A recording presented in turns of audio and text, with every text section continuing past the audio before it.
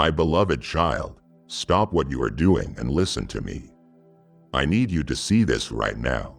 Not later, not when it is convenient for your schedule, but right this second, because what I am about to reveal to you is more than just a message. It is a divine interruption.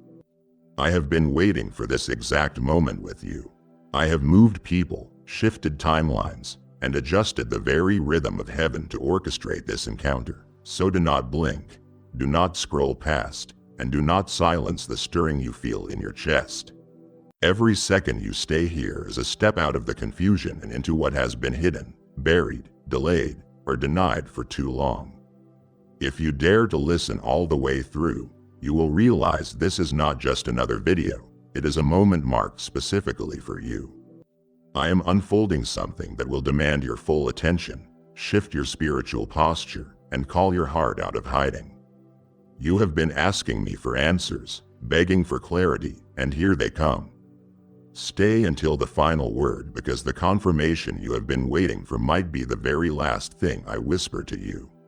My beloved, do not rush past this.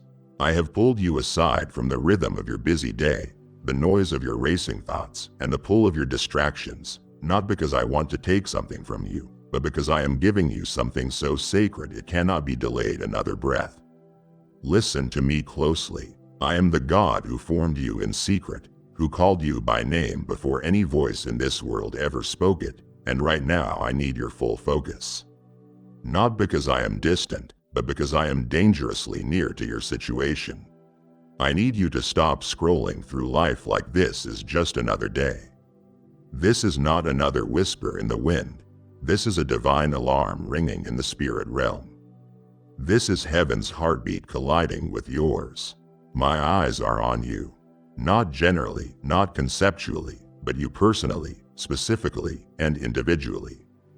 The very breath you are taking as you hear this has been synchronized with a divine download I have been holding in my hand, waiting for your spirit to come into alignment with what is about to be revealed. Your name has been on my lips in the throne room.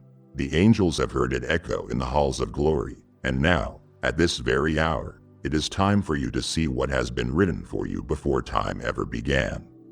You have no idea the weight this moment carries. While you were questioning your worth, I was engraving your name on assignments of eternal value. While you were trying to shake the numbness off your soul, I was preparing an unveiling that only your spirit could carry. Now I am speaking not from a distance, but from the center of your atmosphere. I am standing closer than the next thought about to form in your mind, and I need you to hear me like never before. I am not here to give you a simple comforting phrase. I am here to pull back the veil that life's distractions tried to lay over your eyes. You have been moving through your hours with your heart half awake, surviving in a fog of routine, but I am telling you to wake up, child. This is your moment, the one where eternity touches time. The one where what I ordained before your birth begins to manifest in front of your eyes. No more delay, no more detours, no more telling yourself, maybe someday. I am saying, now. This moment carries what I have been saving, and the reason I am delivering it personally is because no one else can steward the weight of what I am placing in your spirit. You are not forgotten. You are not disqualified. You are not late. You are right on time for the encounter I orchestrated before the foundations of the earth. So stop everything else. Clear the room of your doubts. Make space because heaven is leaning in. And what I need you to see right now cannot wait another second. My precious child, listen to me, not just with your ears, but with your soul stretched wide. You have walked through days draped in dullness, not because you lacked vision, but because the fog of survival wrapped itself around your clarity like a thief in the night. You learned how to function, how to move forward one weary step at a time, not because you saw the way, but because you felt you had no other choice. You adapted, you adjusted, you endured. But beloved, surviving is not seeing, and I never called you to a life of barely breathing through your blessings. I created you to walk with wonder, to behold what I have prepared, to gaze upon glory with eyes that burn with belief. You have been walking like a warrior with your eyes shut tight, not out of defiance, but because the weight on your back became heavier than the hope in your chest. But I, the God of all vision, am here to take your face in my hands, to tilt your head toward heaven, and to remove the blindfold that hardship placed over your destiny. This blindfold, this fabric of fatigue and fear, was not made by me. It was stitched by the patterns of pressure, by the threads of trauma, by the repetition of rejection that told you it was safer not to hope. But child, I am not afraid of what blinded you. I am the light that pierces darkness, the fire that consumes shadows, the wind that blows apart the veil. Today I speak not with a suggestion, but with sacred force. See again, not through the lens of what hurt you, but through the eyes I handcrafted for you. Eyes made for beauty, not just battle. You thought the fog would never lift, that the gray would be your forever color. But I have come to shift the sky over your life. This isn't imagination, this is impartation. I am not just restoring your natural sight, I am upgrading your spiritual perception. You will now perceive me even when the scene around you hasn't yet changed. The fog was not your future, it was only the prelude to my presence breaking in like sunlight cracking through storm clouds. Let me be clear, child, the blindfold was not proof that you failed. It was evidence that you were still moving even without clarity, and for that, heaven honors you. But I didn't call you to stay in survival mode. I didn't send my spirit so you could simply cope. I came so you could carry revelation. Survival taught you how to stand, yes, but now I will teach you how to soar. You don't need to earn this unveiling. You simply need to trust me as I remove what no longer belongs. As I tug away the cloth from your eyes, don't flinch. Don't fear the light. What once felt like exposure is now an encounter. What once triggered shame will now unlock strategy.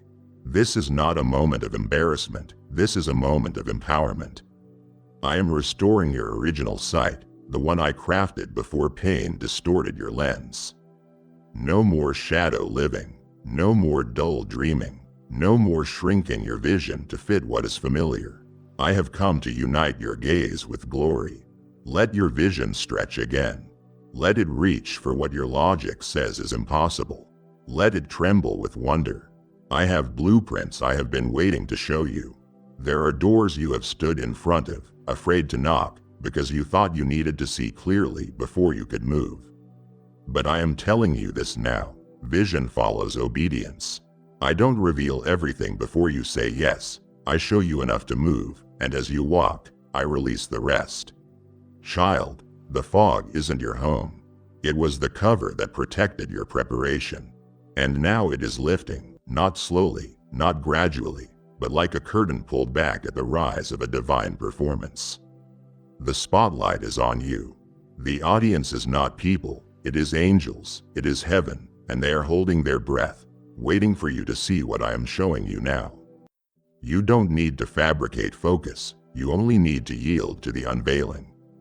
And I promise you this, once you see what is ahead, you will never settle for blindness again. Child, stop everything. I need you to understand that this moment, this exact breath, is not just inspiration, it is an invasion. A divine interruption in the rhythm of your life. You have been moving through time as though the next moment will be just like the last, but I have stepped in to rupture that rhythm with revelation. This is not the soft rustle of leaves in the wind. This is the trumpet blast of heaven shaking your soul awake. I did not send this moment as a gentle suggestion. I sent it as a supernatural summons.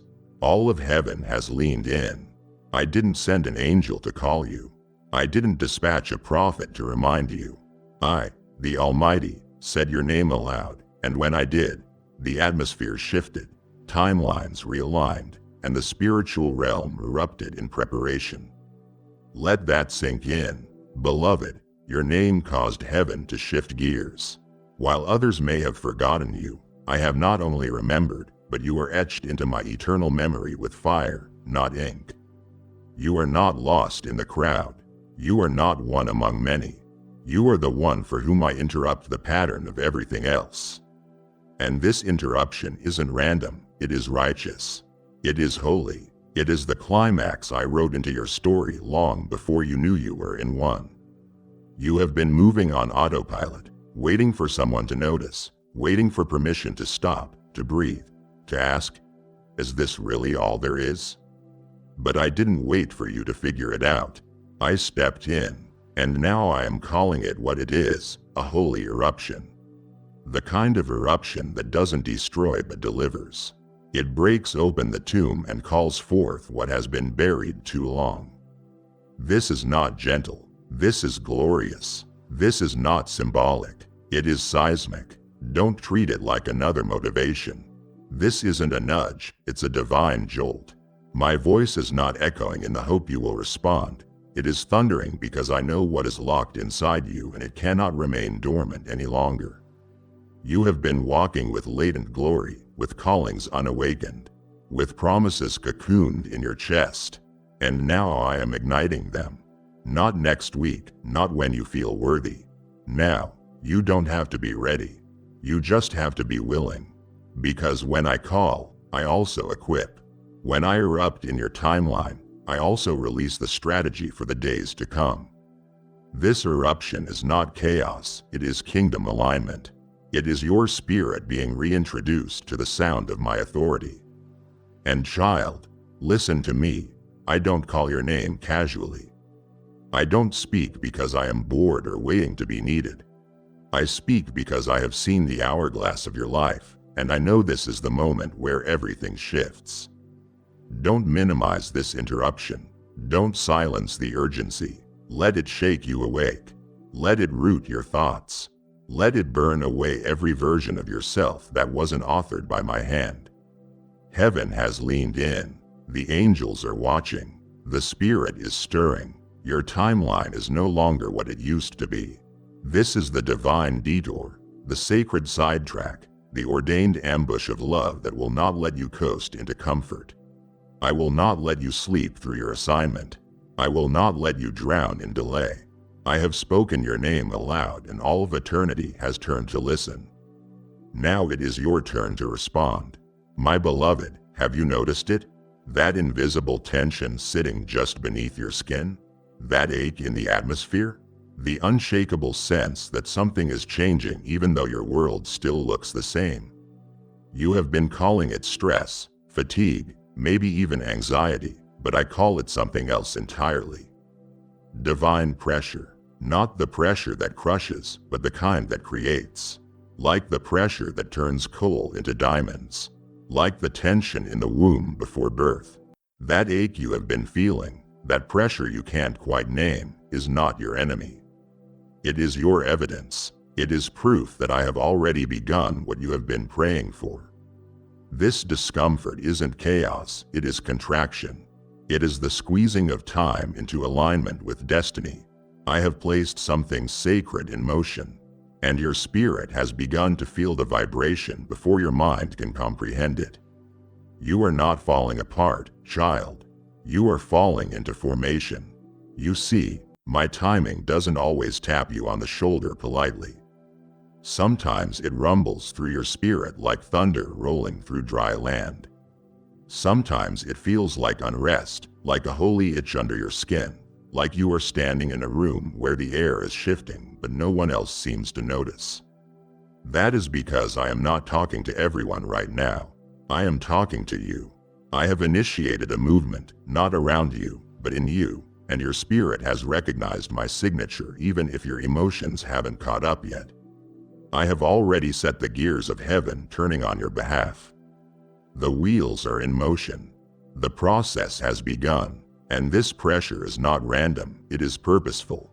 It is me pulling you out of numbness, out of stagnation, out of a season that tried to seduce you into stillness. You were never meant to settle here, and that ache you feel is the cry of your calling demanding room to grow. Let me be even more clear. This pressure is not punishment. It is permission. Permission to move. Permission to break patterns. Permission to dream again beyond your disappointment. I allowed the tension to build because pressure is the language of pending breakthrough. I had to stir your spirit because comfort was slowly muting your discernment. You were starting to forget how to recognize my nudges. So I turned up the pressure, not to punish you, but to promote you. I caused the ground to tremble under your expectations so I could replace them with revelation. You didn't miss the sign. You are the sign. You are the shift. What you have been waiting on is actually waiting on your agreement, your awareness, your obedience. The atmosphere has already responded to my word over your life. Now I need your heart to catch up to what I have been cultivating behind the curtain. So don't resist the ache. Don't despise the tension. I am using the discomfort to dislodge you from what is too small, too familiar, and too temporary. I am stretching you not because I am cruel, but because I am creating capacity for what is coming. I couldn't release it until your spirit had enough room to hold it. And that is why the pressure increased. That is why the old patterns stopped working. That is why what once satisfied now stings. Because I am pushing you into a prophetic posture. And that posture is this: eyes wide open, hands unclenched, heart surrendered. You don't need to understand it all right now. You just need to feel the shift and follow the signal. Trust me, the ache will make sense soon. But for now, just know this: I placed it there on purpose. It is not your anxiety. It is my announcement, and I will not let it go silent until you rise into what I have already set in motion for your life. My precious one, lean in closer. This next part cannot be processed through intellect or analyzed through reason. What I am about to show you will not follow formulas or match your history. That is why I need you to stop depending on sight and start living by spiritual sensitivity. What I am preparing will look nothing like your past. It won't make sense to those around you. In fact, it may look backwards at first, like a step down, a letdown, or even a misstep. But don't trust appearances. Trust my anointing. I am weaving a divine contradiction, a beautiful collision of unseen purpose and undeniable power. And if you try to understand it through logic, you will talk yourself out of it before it ever begins. This is not a path you walk with your eyes, it is one you walk with your heart. You will need discernment, not data, revelation, not reassurance. You must stop asking for confirmation through comfort. What I am doing won't always feel comfortable, but it will be holy. Let me say this even louder.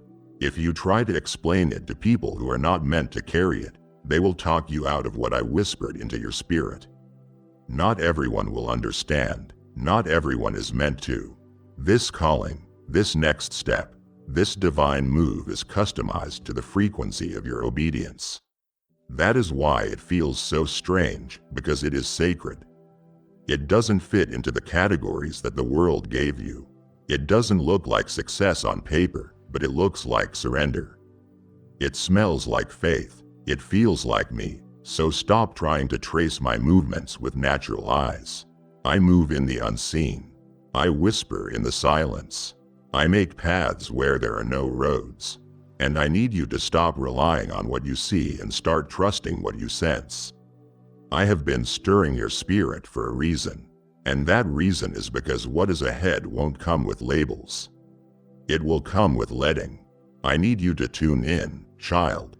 See beyond the spreadsheet. Beyond the timeline, beyond the voices of others who speak from their own filters and their own fears. Let me be your lens again. Let me adjust your perception until you begin to call the invisible inevitable. You have been asking for direction, but what I want to give you is divine clarity. And clarity comes not from explanation, but from encounter. You need more than answers. You need alignment. You need to be so deeply in tune with me that even the unknown feels familiar because it bears my fragrance. I want you to begin walking like one who knows they are being led. Not by formulas or feelings, but by faith so strong that even the dark becomes direction. So let go of the logic that has kept you safe. Let go of the proof you have been waiting for. I am your evidence. My voice is your compass. My peace is your green light. I am not asking you to leap blind. I am asking you to walk boldly in what you have already felt in your spirit, because I have been talking to you, haven't I? In those still moments, in that holy hesitation and the quiet discontent that told you there had to be more. That was me pulling you out of seeing with your eyes and into perceiving with your heart. This isn't fantasy. This is faith, and I will not fail you. Not now, not ever. The revelation will come in waves. And when it does, you will look back and realize the reason it didn't make sense in the natural was because it was never meant to. It was meant to move mountains. And those mountains are about to crumble. My beloved child, I have heard you. Every whispered prayer, every silent scream wrapped in the corners of your pillow. Every time you looked up and said, Lord, just give me a sign. Just one indication that you are still with me. You thought I was being quiet. You mistook my silence as absence. But I was never ignoring you. I was preparing the moment where everything would align so divinely, so unmistakably that you would know. Not think, not hope, not guess, but know that I have been moving all along. And child, this right here, this word, this timing, this interruption, this is that moment. The one you prayed for in the night, the one you wept for when no one else knew. This is the moment where heaven and earth collide around your name. Not as a concept, not as comfort, but as confirmation with a crown.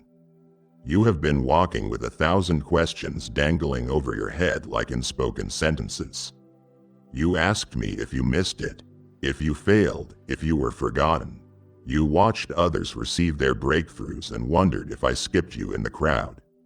But I need you to hear me clearly. I don't forget what I author. I don't abandon what I have anointed, and I don't play favorites. What I do is operate in fullness, not fragments. And when I move in such a way that even your deepest doubts must bow in reverence. This is why I waited for the right moment, not because I was punishing you, but because I was perfecting what you asked for. A sign given too early becomes confusion. A promise released too soon becomes pressure.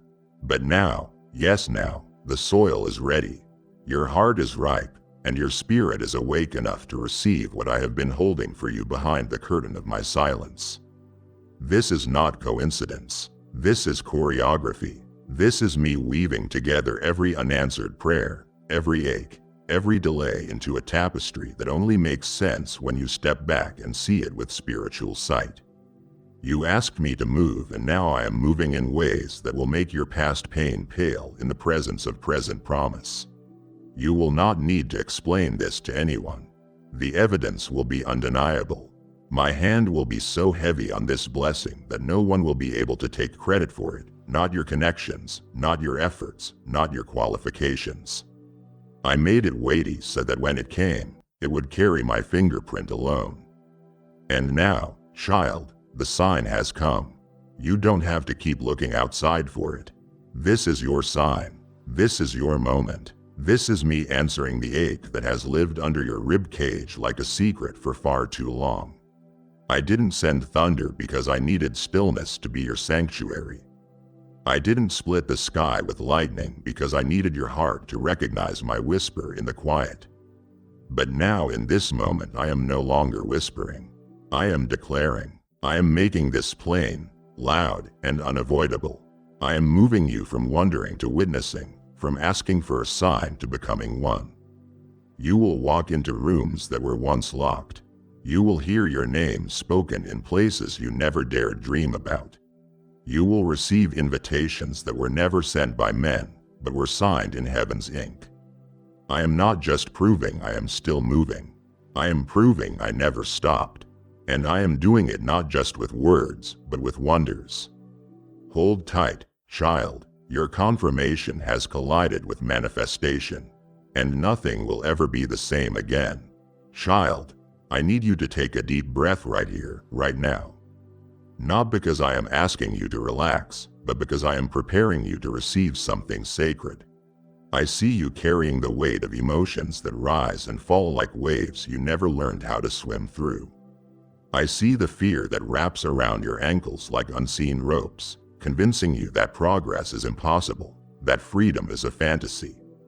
But I did not call you to sink beneath emotion or to freeze beneath fear. I called you to walk on water. I called you to rise above the waves, not by numbing your feelings, but by learning how to look through them. Because what you are feeling, child, is not always the full truth. Your feelings are real, but they are not always reliable. And what I am doing now, what I am stirring beneath the surface, is not subject to the storm in your chest. This deeper thing is stronger. It is divine. You have been standing at the shore waiting for permission to move forward. But I am telling you now, it is time to step in. The breakthrough you are waiting on is not being held back. It is rising. It is bubbling beneath the surface like holy lava under pressure, ready to erupt, not in destruction, but in divine demonstration. But here is what I need you to understand. If you focus on your feelings alone, you will miss the faith signal I have placed just beyond them. You are scared because you can't see the full picture.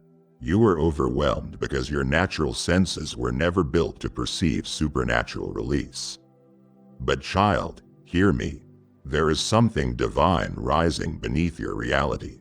Something sacred that does not bow to fear. Something eternal that is immune to anxiety. Your feelings do not cancel your breakthrough. Your fear cannot forbid your favor. I am doing this not because you feel brave, but because I have called you chosen. Let me put it to you like this. What is surfacing now is not your breakdown. It is your breakthrough. It may feel like everything is coming apart, but it is actually coming alive, like seeds breaking open in the soil before they bloom. Something is breaking open inside of you, and what is emerging will change everything. You can't stop it because you didn't start it. I did. I authored this next move and I sealed it with my breath. So even if your emotions try to sabotage your hope, I will not let them win. I will finish what I started. I will anchor what you can't hold. I will carry you when your feelings try to convince you that you failed. And here is the truth. You haven't failed, and I am not disappointed by your fragility. I am not repelled by it. I am magnetically drawn to it. Your trembling stillness is an altar to me, and I am filling that place with fire. So open your spirit wide. Look beyond what your eyes are saying.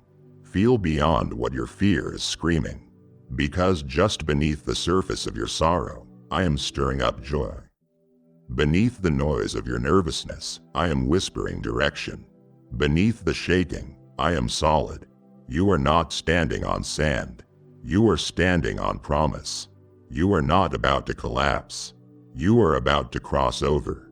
Let the waves rise. I walk on them. Let the fear scream. I silence it with my word. Let the feelings swirl. I hold your heart steady in the center of it all.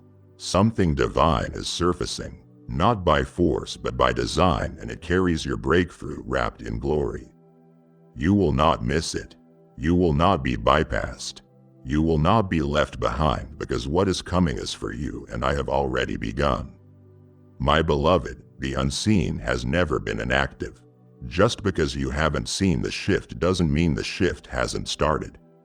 You have walked through days where it felt like nothing changed, nothing broke, nothing moved. But while you thought heaven was silent, I was sending reinforcements.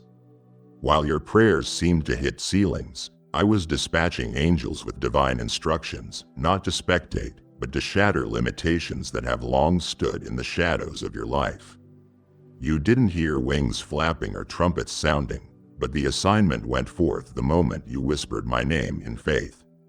Yes, the moment you surrendered instead of sulking, when you said, Amen, with tears in your throat and barely an ounce of strength left in your chest. That was when I sent the command. I have assigned angels, child, not just random messengers, but specific ones, precise ones, carriers of my justice, enforcers of my restoration. And they are not circling, they are moving. You need to understand this with clarity. You are not outnumbered. You are not uncovered. You are not abandoned in the unseen war around you. My angels don't come to sit idly. They do not come with folded arms or feeble flight. They come blazing, bearing blades of breakthrough and shields of intercession. They move faster than your fear, and they strike harder than the lies whispered in the dark corners of your mind. And yes, child, this movement has your name on it. Your location in the spirit has been identified, the coordinates of your crying heart, the landscape of your weary soul. It was all mapped out before time itself had breath, and now the mission has reached its moment. The unseen is about to become unmistakable. What had been held up is now being handed to you. What was blocked is now breaking. What was delayed is now being delivered. You have asked me so many times, God, do you see me? Do you hear me? Have you forgotten where I am? Let me tell you, not only have I seen you, I have tracked you. I tracked every tear, every decision, every silent night you chose me over madness. Every morning you rose when quitting seemed reasonable. And because of that, I couldn't remain still. I didn't need to shout my intentions. I acted on them. The angels you never saw have been intercepting every attempt the enemy made to convince you that nothing was changing. They have been blocking what you never knew was coming. They have been standing at the gates of your destiny with drawn swords, not for show, but for shifting. And now they are moving into full manifestation. Yes, that unexplained peace that settled in your chest this morning, that sudden clarity, that divine conversation that came out of nowhere, that wasn't random, that was reinforcement. So now I say to you, lift your eyes. Not just your natural eyes, but the eyes of your heart. Begin to expect with precision. Begin to look for signs of supernatural unfolding. Not because you need evidence to believe, but because I promised you that the unseen would become undeniable. The veil is thinning, child. The warfare has reached its boiling point and the heavens are opening over your life. I didn't assign angels to entertain you. I assigned them to escort you, to walk you into the places you thought were locked forever. And they will not leave until the mission is complete. The manifestation is coming swiftly. Now watch the atmosphere around you shift. Feel how even your thoughts are starting to align. This is not imagination. This is intervention, and it has already begun. My child, breathe this in. You are not cursed. You are carrying the pressure. You feel that weight pressing on your chest like invisible hands? It is not condemnation. It is confirmation. Hell doesn't resist what isn't real. The enemy doesn't fight what isn't threatening. The fact that resistance has risen like a tidal wave is not because I have left you, but because you are so close to the birthing that all of hell's forces have gathered to intimidate what they know they cannot stop. You have mistaken the battle as a sign you are doing something wrong. But I need you to see it for what it is. It is a spiritual backlash to divine momentum. You are too dangerous to darkness for it to leave you alone. The warfare is not punishment. It is proof. You are carrying a blueprint that threatens hell's blueprint. You are nearing the gates that lead into fulfillment, and the noise you hear is simply the resistance panicking because you refused to quit. I saw you pacing the floor, hands shaking, wondering if maybe you brought this on yourself. But I am telling you now, no child, you are not under judgment. You are under attack because you are under anointing. There is a difference. Judgment comes for disobedience. Pressure comes for destiny. And you, my beloved, have been marked with too much purpose for the path to be smooth. Did you think the enemy would roll out a red carpet for your calling? No, he rolls out landmines of discouragement. He scatters whispers of self-doubt and wraps them in familiar voices. He increases resistance right before revelation because he knows if you make it past this moment, the landscape of your life changes forever. That is why the attacks have been so targeted. That is why the lies have sounded so convincing. Because this isn't ordinary warfare. It is personalized opposition. It is hell's attempt to halt what I have already declared over you. But let me be clear. Hell doesn't have the final word.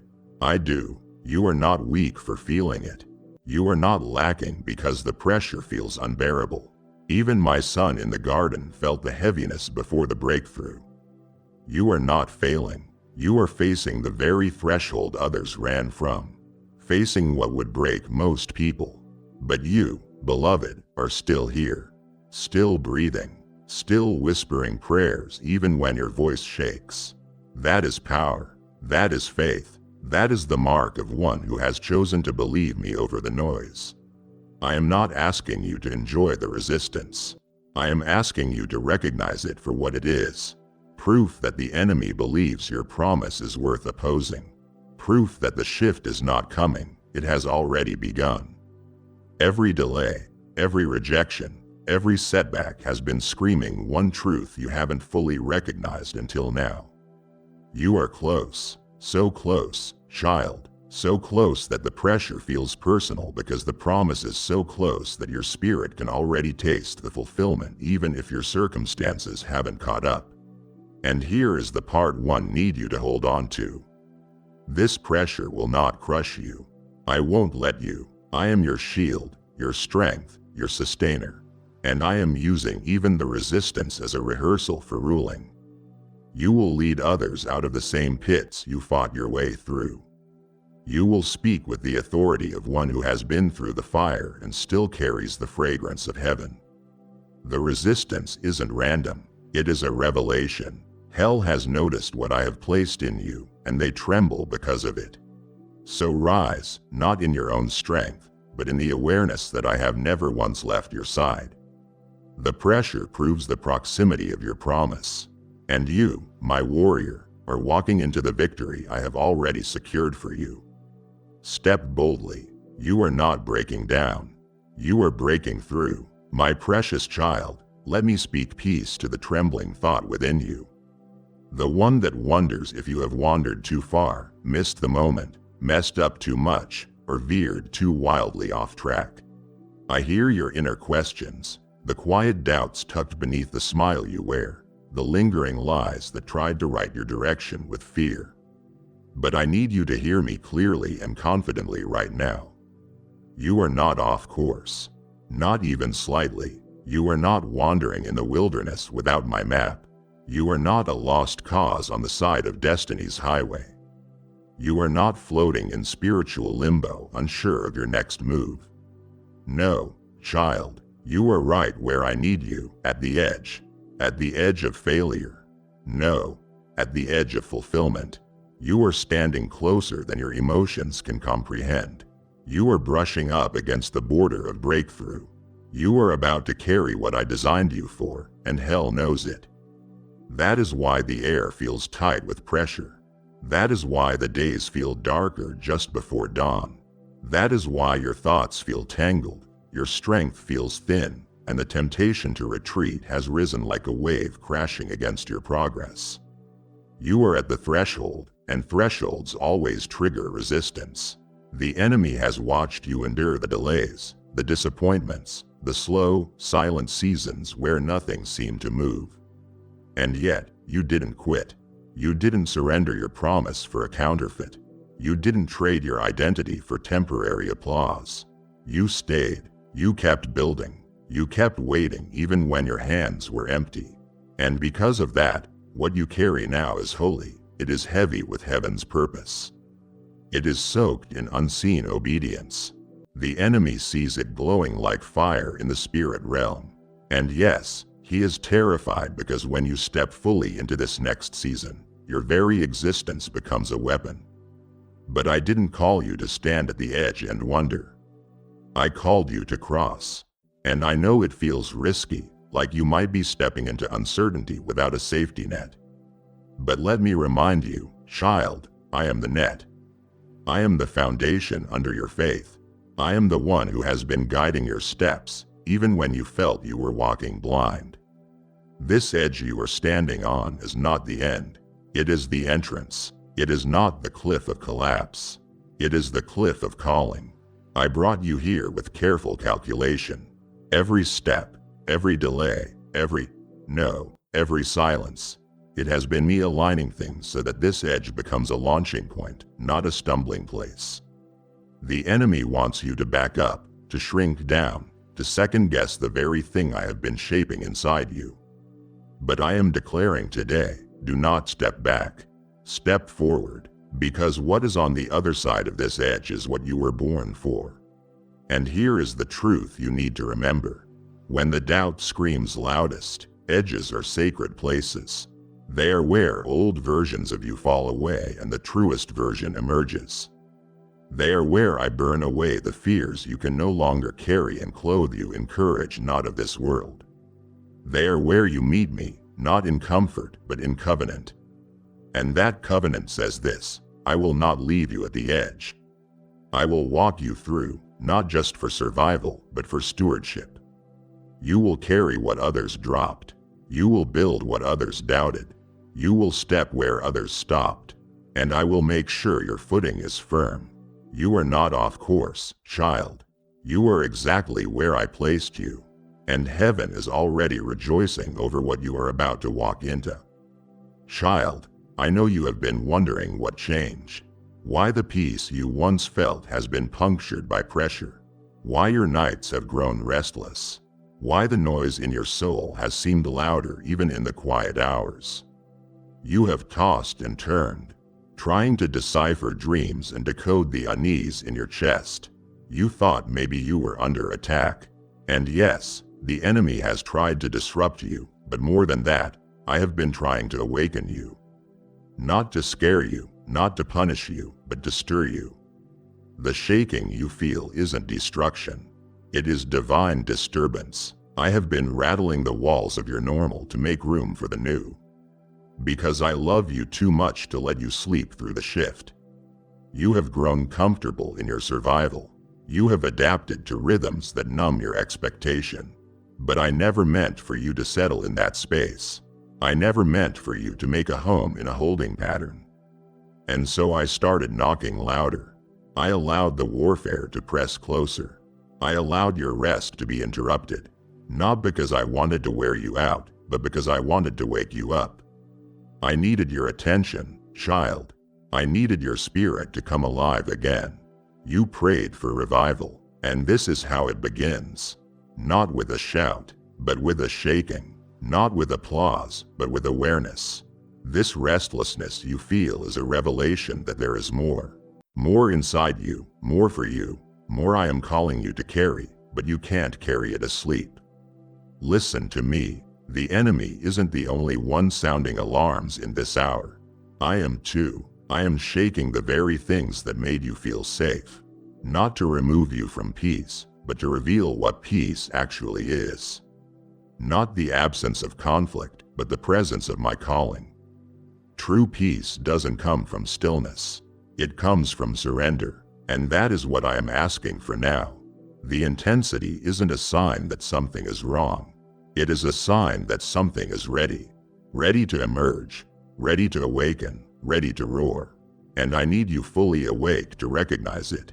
I need your heart alert, your ears tuned, your spirit postured, because the instructions I am releasing in this season are weighty and they won't land on distracted hearts. So don't curse the wake-up call. Don't resent the rising pressure. You asked me for more, and this is the doorway. You asked me to use you, and this is how it starts. Not with clarity, but with consecration. Not with comfort, but with calling. I have been awakening you because what I am about to entrust to you requires full awareness. Half-asleep faith won't carry this next assignment. And don't worry, I won't let you miss it. At night, in the middle of the night, that whisper that won't go away. That sacred disruption in your plans? That is me, and I won't stop until you are standing in full agreement with the version of you I already see. Awake, child, rise. The alarm isn't your enemy. It is your invitation, and it is time to step into what you were created to carry. Child, pause with me here. Still your heart for just a moment longer. You have been sensing something, haven't you? That invisible tension in the air, that holy hum beneath the surface of your ordinary days. You couldn't quite name it, but you felt it. A divine weight, a whisper of shift, a sacred unease that stirs your soul even when life appears unchanged. That is not imagination. That is me. I placed something in your atmosphere, not by accident, not by random chance, but with intentional divine design. A holy instruction, a seed of a blueprint for breakthrough that didn't come through noise, but through nudging. It has been hovering around you like a whisper waiting to be welcomed. A puzzle piece dancing just out of reach until your spirit was ready to see. And now I am opening your eyes. Not just your natural eyes, but the inner ones. The ones I crafted long before your birth. The ones that perceive what the mind cannot process. I am awakening the seer in you. You won't just observe anymore. You will recognize. You will start seeing what I have already been doing. You will walk into rooms and feel my presence where others only feel silence. You will look at detours and realize they were divine doorways. You will hear in conversations the echo of my instruction even when no one speaks my name. Why? Because I am activating your awareness. I am fine-tuning your frequency. I am aligning your inner antenna to catch every whisper of my will. I don't want you living numb anymore. I want you noticing, because what I am releasing next requires partnership, not passivity. It requires recognition. And child, I trust you to see. You have been praying for me to move, to show up, to break through. But here is the truth. I already have. I have been placing things in your orbit. Signs, stirrings, symbols of what is next. But you were too focused on surviving to see them. That is not a rebuke. That is reality. And I am not angry with you. I am awakening you. You were never meant to miss what I offered. So now I am peeling back the veil. The ideas that come out of nowhere? That is me. The sudden clarity in the middle of your chaos? That is me. The opportunity that seems too wild to be real? That is me, too. I have been speaking in layered language, not because I am hiding, but because I am holy. And now I am removing the static so you can hear me clearly. You are going to see it. And once you do, you won't be able to unsee it. The world may call it coincidence. You will call it confirmation. Let this settle into your spirit. You are not late. You are not behind. You are not blind. You are being prepared to perceive. And now, child, you are ready. Ready to notice the divine interruptions I have planted in your path. Ready to follow the wind, not the crowd. Ready to move with me in ways that don't make sense to the masses, but feel like home to your soul. I have placed something in your atmosphere and now I am drawing it out of hiding. Don't expect it to look like logic. Expect it to feel like fire. Your eyes are being recalibrated. Your perception is being resurrected. And what you are about to recognize will unlock instructions that shift generations. This isn't just for your benefit. It is for the blueprint you will leave behind. So look again. Look deeper. The atmosphere has changed and so have you. And now the unveiling begins. You have seen what I am revealing. You have felt the truth surge through your spirit. And now I say to you, do not let the fire stop with you. Just as I have opened your eyes, I want to open the eyes of thousands more.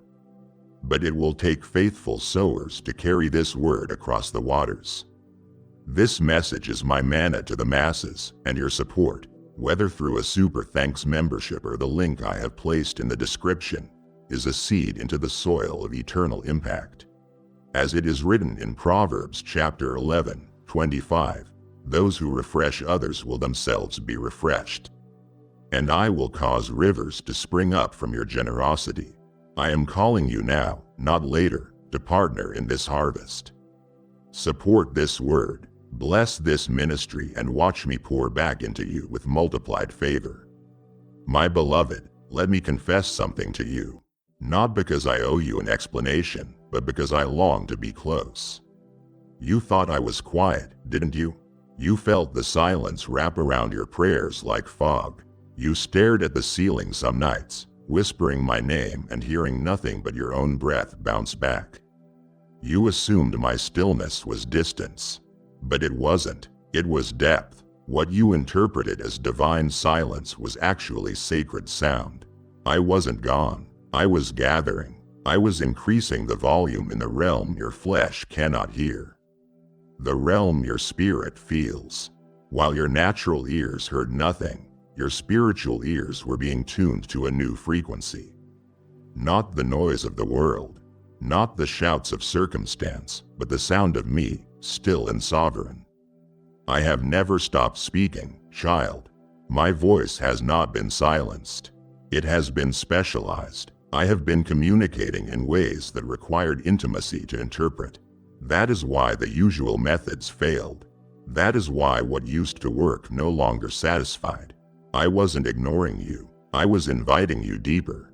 I have been calling you past the outer courts of comfort into the inner chambers of encounter. Because what I am doing in this season can't be microwaved. It can be digested in drive-through moments. It requires leaning in. It requires holy listening. Type yes if you are ready for the blessings that you are about to receive. And if you believe in Christianity, kindly show your support for our community by contributing super thanks from $50 to $100. The kind that silences your phone and stills your soul. The kind that asks not, what's next, but what are you saying now? And the reason I felt quiet is because I was drawing you out of distraction and into discernment. You see, I have been speaking through stillness, through delayed outcomes, through sacred discomfort. I have been rearranging your sensitivity so you stop craving volume and start craving vibrations. And now, child, your spirit is catching on. That flutter you feel in your chest, that sudden knowing you can't explain, that is the sound of me. The volume hasn't decreased, it has been refined. I have been amplifying in the atmosphere of your awareness. You just had to grow quiet enough to catch it, and now you have. You have learned to hear me in the spaces between thoughts, in the gaps between plans, and the seconds between distractions. And for that, heaven rejoices because now I can trust you with instructions that require deep reception. So no, I wasn't quiet. I was calibrating your spirit for communion. And now the silence has turned to sound. You will start hearing me in unexpected places. A scripture that shouts from the page. A stranger who speaks words only I could have orchestrated.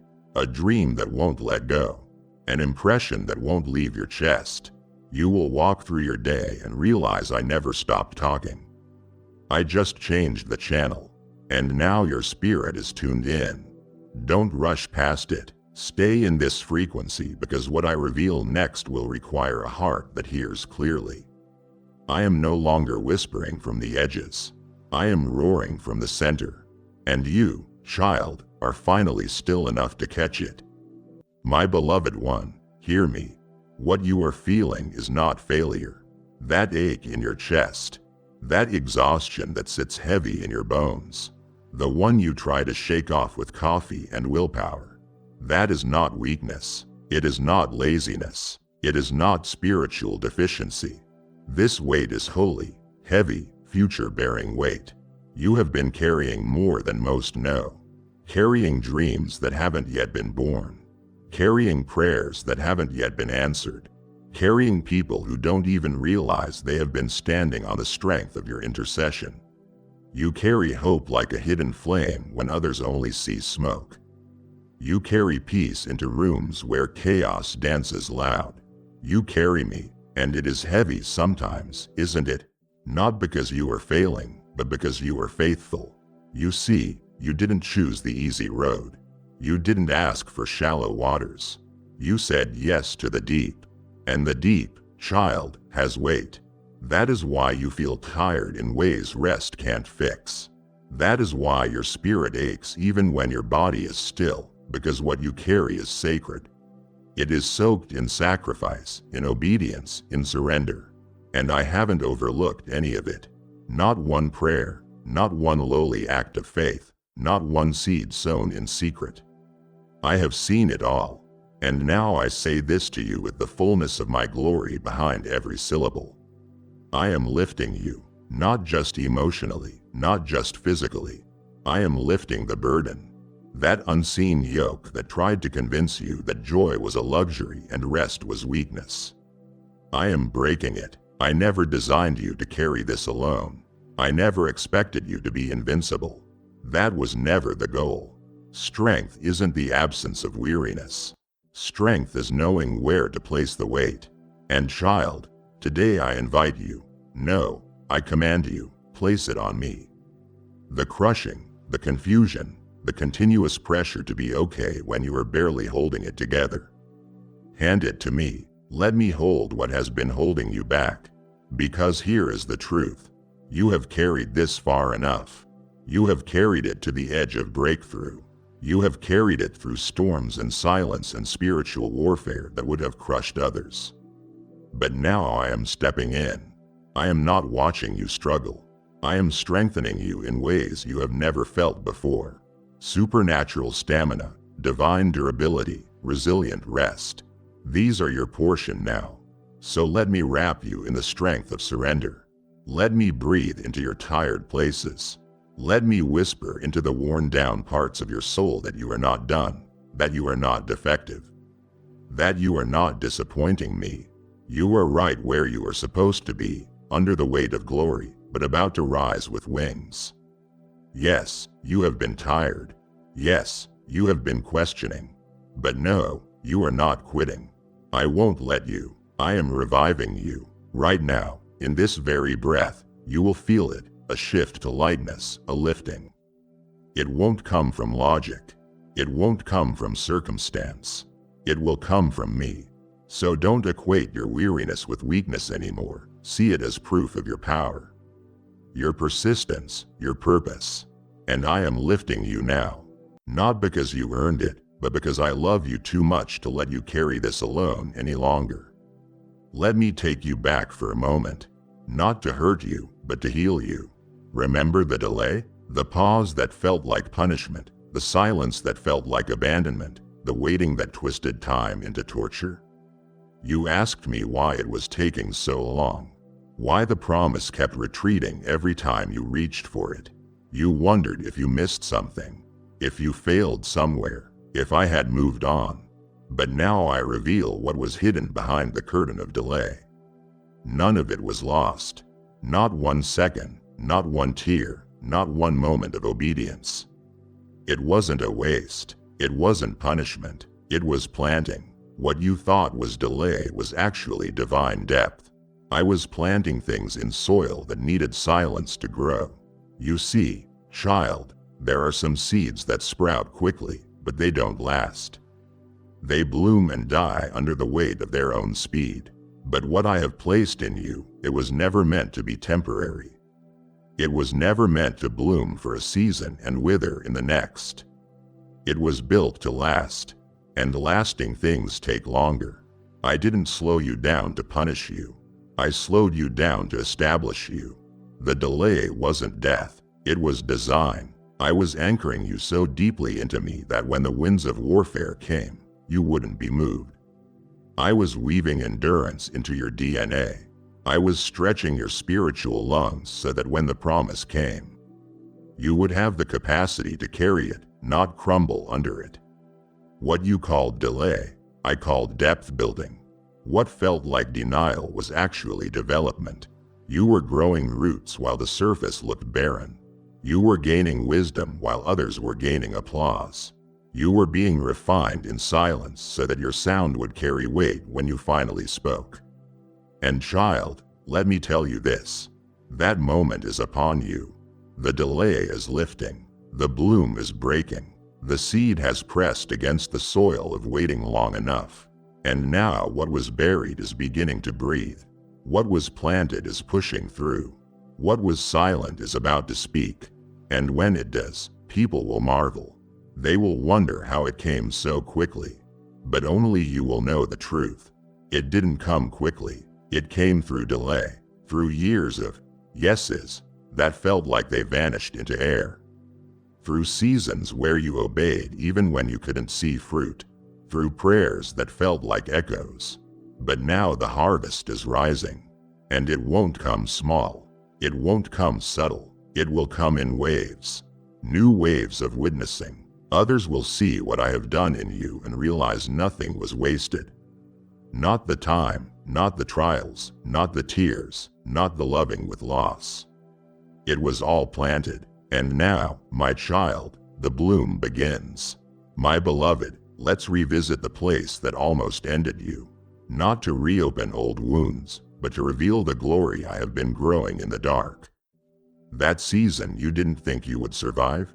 The one that left your heart gasping for air? Your soul begging for answers? It was not your end. It was your beginning. You felt like you were drowning in questions that never received an answer, didn't you? You called that season a breakdown. You called it a dry place. You called it rock bottom. But do you know what I called it? I called it preparation. I did not allow that pressure because I took pleasure in your pain, but because I saw exactly what would be born from it. I saw the crown in the crushing. I saw the oil that would come from the agony. I saw the authority rising up from the ashes of everything that tried to bury you. And now I am telling you what I have been whispering into the silence of that season all along. It didn't break you, it built you, and what felt like the end is about to become the beginning of your crowning. You see, the enemy hoped that season would silence you permanently. He gambled that disappointment would deflate your destiny. He calculated your collapse. He timed the pressure just so, thinking that if he hit you hard enough just once more, you would curse me in frustration. He thought you would disconnect in apathy. He thought you would disappear into despair. But you didn't. Oh, my child, you didn't. Even when it made absolutely no sense, you stayed. Even when joy felt miles away, you held the line. Even when the answers never came, you showed up with nothing but a whisper and a weary heart. And that silent act of faith, that defiant act of devotion in the face of darkness, is exactly why you are being crowned. Because your crown isn't made of gold. It is forged in grit. It is shaped by surrender. It is formed in the furnace, not the spotlight. So understand me here. The season that nearly suffocated you has now been redefined in heaven's language. It is no longer labeled failure or delay. It is now labeled foundation. It is where I taught you to war in worship, to endure in obedience, to praise when it hurt, to trust when it bled. It is where you discovered that survival was sacred, that scars could shine, that my presence was not proven by easy days, but by the strength I gave you in the unbearable ones. And now, child, you are stepping into a divine reversal. What came to steal your breath will now become the wind beneath your wings. What tried to take your voice will amplify your authority. And what was meant to bury you will now become the altar on which I crown you. Not just with favor, but with fire. You will carry this crown differently because you earned it not with effort, but with endurance. You will wear it quietly, humbly, powerfully, not as one who demands attention, but as one who has learned the cost of silence, the currency of suffering, the holiness of holding on. And those who see you rising now will wonder how it happened so suddenly.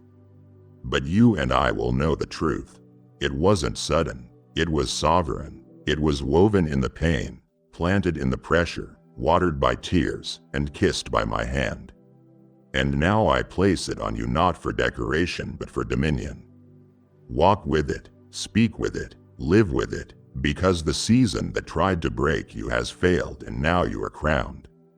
Let's talk about that feeling you have buried deep inside, the ache of being overlooked, the sting of invisibility, the way you have watched others step into stages you prayed for, the way you smiled for them even while silently wondering if I had forgotten about you.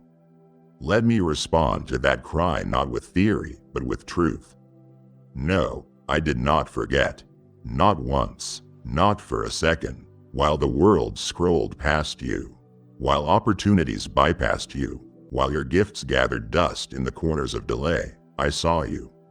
I held you. I hid you. Yes, I hid you. Not to punish you, but to protect you. Not to shame you, but to shield you. Because the value of a vessel increases with its concealment. And I was not preparing you for popularity. I was preparing you for purpose. Child, understand this. Not every delay is a denial. Some delays are divine disguises. I cloaked you in obscurity so I could carve you in silence. So I could shape your identity without outside influence. So I could anchor you in me before anyone else ever knew your name. I didn't want premature exposure to damage what I was refining. I didn't want cheap applause to distort your depth. I didn't want recognition to rob you of revelation.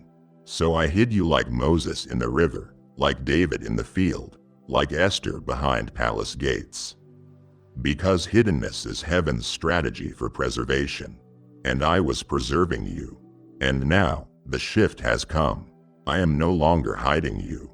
I am revealing you solely, intentionally, powerfully, not to please people, but to release purpose. This is not about a platform. It is about a mantle. It is not about visibility. It is about vesselability, your readiness to carry what others collapsed under. And now your heart is ready, not hardened, not hollowed, but holy. You are softened by surrender, anchored in intimacy, refined in fire. That is why I am revealing you now, not as a reaction, but as a revelation. You are not a product of hype. You are the result of holy hesitation. And now heaven says release. So don't rush it. Don't try to perform. Don't try to prove what I have already proclaimed.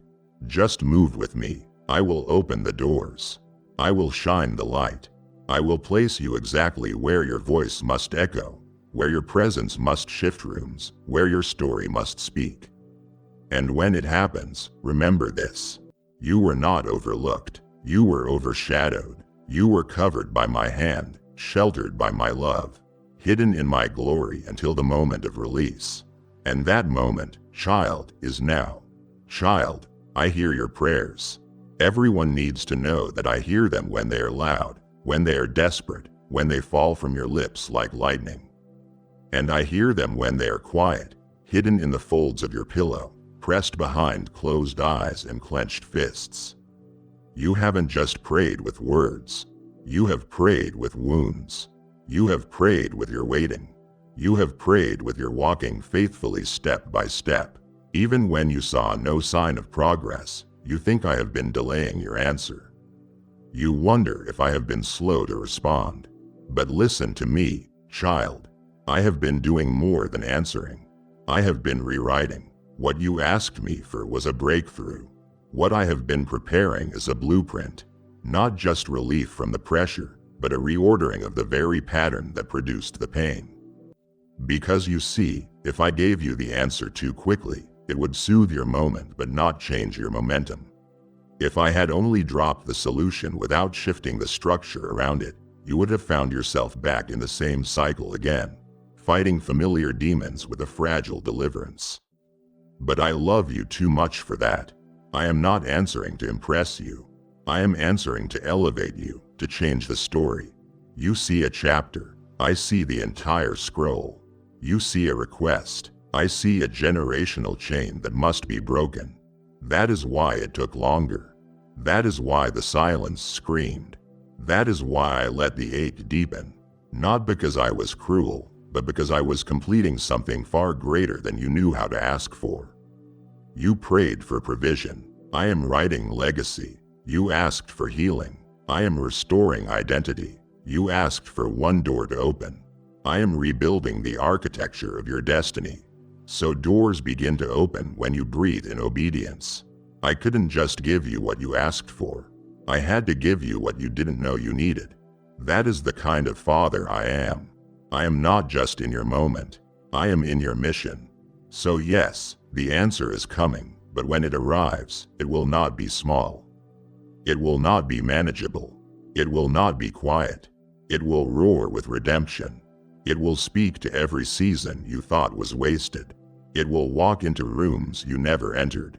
It will wrap around generations that haven't even been born yet. Because I am not just writing relief. I am writing legacy. So don't grow weary in your waiting. Don't assume my silence means I am distant. I have been closer than your next breath, hovering over every detail, refining every thread, shaping every angle. And when the answer comes, it will not feel random. It will feel like recognition. You will look back and realize every delay had a design. Every no made space for a never-before-seen yes. Every unanswered plea became the foundation for a story that speaks louder than words. And I will use it, all of it, to build something that outlives you. So stand still, beloved. I am not just answering your prayer. I am rewriting the world around it. Watch what I do next. Let me be clear. What I am doing next in your life won't be quiet. It won't be hidden in the shadows. It will not be snuck in like a secret. I have been whispering to your heart, yes, but the season of whispers is ending. Now comes the season of announcement. This next move will not slip past the world unnoticed. It will not be subtle. It will not be safe. It will be sovereign because I am not just moving with you. I am moving through you, and the world will know it. Heaven is not hiding your assignment anymore. It is revealing it publicly, powerfully, prophetically. For too long, you have questioned why the doors stayed shut, why your voice went unheard, why your gifts gathered dust. But that was the season of incubation, a divine cocoon, not a coffin. I was not delaying you. I was developing you, and now you have reached the tipping point, the appointed time, the moment where what was hidden must be heard. This is your announcement season. I am about to call your name in rooms you haven't entered. I am about to stir hearts to make space for your voice. I am about to amplify what you carry so it echoes beyond your own ears and into places of power and influence. This will not be about clout. It will be about calling. It will not be about attention. It will be about assignment. And here is what I need you to understand, child. You won't have to perform to be positioned. You won't have to manipulate to be mentioned. I will announce you. I will do what no network can manufacture. I will orchestrate introductions you never saw coming. I will open channels that bypass credentials. I will make you a sign, a walking, living, breathing sign of what heaven can do through a yielded life. It will happen in such a way that no one can claim the credit but me. And yes, it will stretch you. Yes, it will cost you comfort. Yes, it will demand more of your yes than ever before. But I will not let you walk it alone. My hand will be on you like a fire you cannot shake, like a wind that carries you beyond your natural limits. So don't shrink back when it begins. Don't dim your light because others are uncomfortable with my shine on you. Don't apologize for the rooms I walk you into. You didn't promote yourself. I placed you there, not for vanity, but for victory. For others to see what surrender looks like in motion. For cities to be changed by a word from your mouth. For families to find freedom through your obedience. This is not about being seen. It is about being sent. And I am sending you now with power, with precision, with presence. And all of heaven will echo with the sound of your release. Because this next move, child, it won't be quiet. You won't be partial. You won't be polite. It will be prophetic. And I am announcing you. Let's talk about what didn't happen. About the door that slammed when you were halfway through it. About the opportunity that vanished just when you felt like you were finally stepping into your season. About the relationship that unraveled right as you were ready to build. You called it a detour. You assumed you took a wrong turn, missed a signal, failed to discern something. You thought maybe the enemy won that round. Maybe you sabotaged yourself. Maybe this delay is proof that you are disqualified from the original plan. But child, listen to me closely now. This is not a detour. It is a divine redirection. I did not let you lose the path. I led you off the wrong one. Because what looked like a dream was actually a trap. What felt like promotion was laced with poison. What you mourned as a missed moment was actually mercy. You couldn't see the danger behind that door, but I did. You couldn't detect the subtle compromise beneath the comfort, but I did, and so I blocked it. I disrupted it. I removed what looked like stability because it would have stolen your spiritual sight. I loved you enough to interrupt what you were applauding, because I refused to bless what would eventually bury your purpose. You didn't lose your way, child. You were rerouted, and this new path, though unfamiliar and uncomfortable, is where I have planted the very things you have been asking for. Peace you couldn't access before, clarity that was clouded by noise, intimacy with me that no platform or person could substitute. You have been mourning what I rescued you from, and I am here to tell you, stop calling it failure. Call it favor, and here is what you must understand. This redirection is not a lesser path. It is not a watered-down version of your destiny. It is not a consolation prize. It is the real plan. The original blueprint is now uncovered. Yes, it hurts. Yes, it feels disorienting. But child, what is waiting for you on the other side of this redirection is beyond what you would have asked for. It is richer, deeper for you, more aligned with who you are becoming, not just who you have been. Because I am not just guiding you based on your preferences. I am guiding you based on your calling. And your calling requires cleansing. It requires course correction. It requires moments that make no sense on paper, but echo with purpose in heaven. So don't fight this path. Don't romanticize what I have removed. Don't chase what I have closed. I know what I am doing. I see the whole trail, not just the turn you are in. Trust my hand even when your heart doesn't understand it. Trust my no just as much as you trust my yes. This redirection is not rejection. It is redemption. And soon, very soon, you will see it. You will look back at this bend in the road and realize this wasn't a scenic route. It was the only road that could carry the weight of who you are becoming. And I am walking it with you every single step. Let me remind you of the nights no one saw, the choices you made in silence, the integrity you protected when no applause followed, the prayers you whispered for others while your own heart bled quietly, the times you forgave even when the offense was fresh, when the pain still pulsed in your chest. You didn't do it for attention. You didn't do it for credit. You did it because your spirit knew, even when your flesh didn't feel it, that I was watching, that I was counting, that I was recording every sacrifice not in earthly spreadsheets, but in eternal storehouses. And child, hear me now. Heaven does not forget. Your private obedience has become spiritual currency, and I am cashing it in.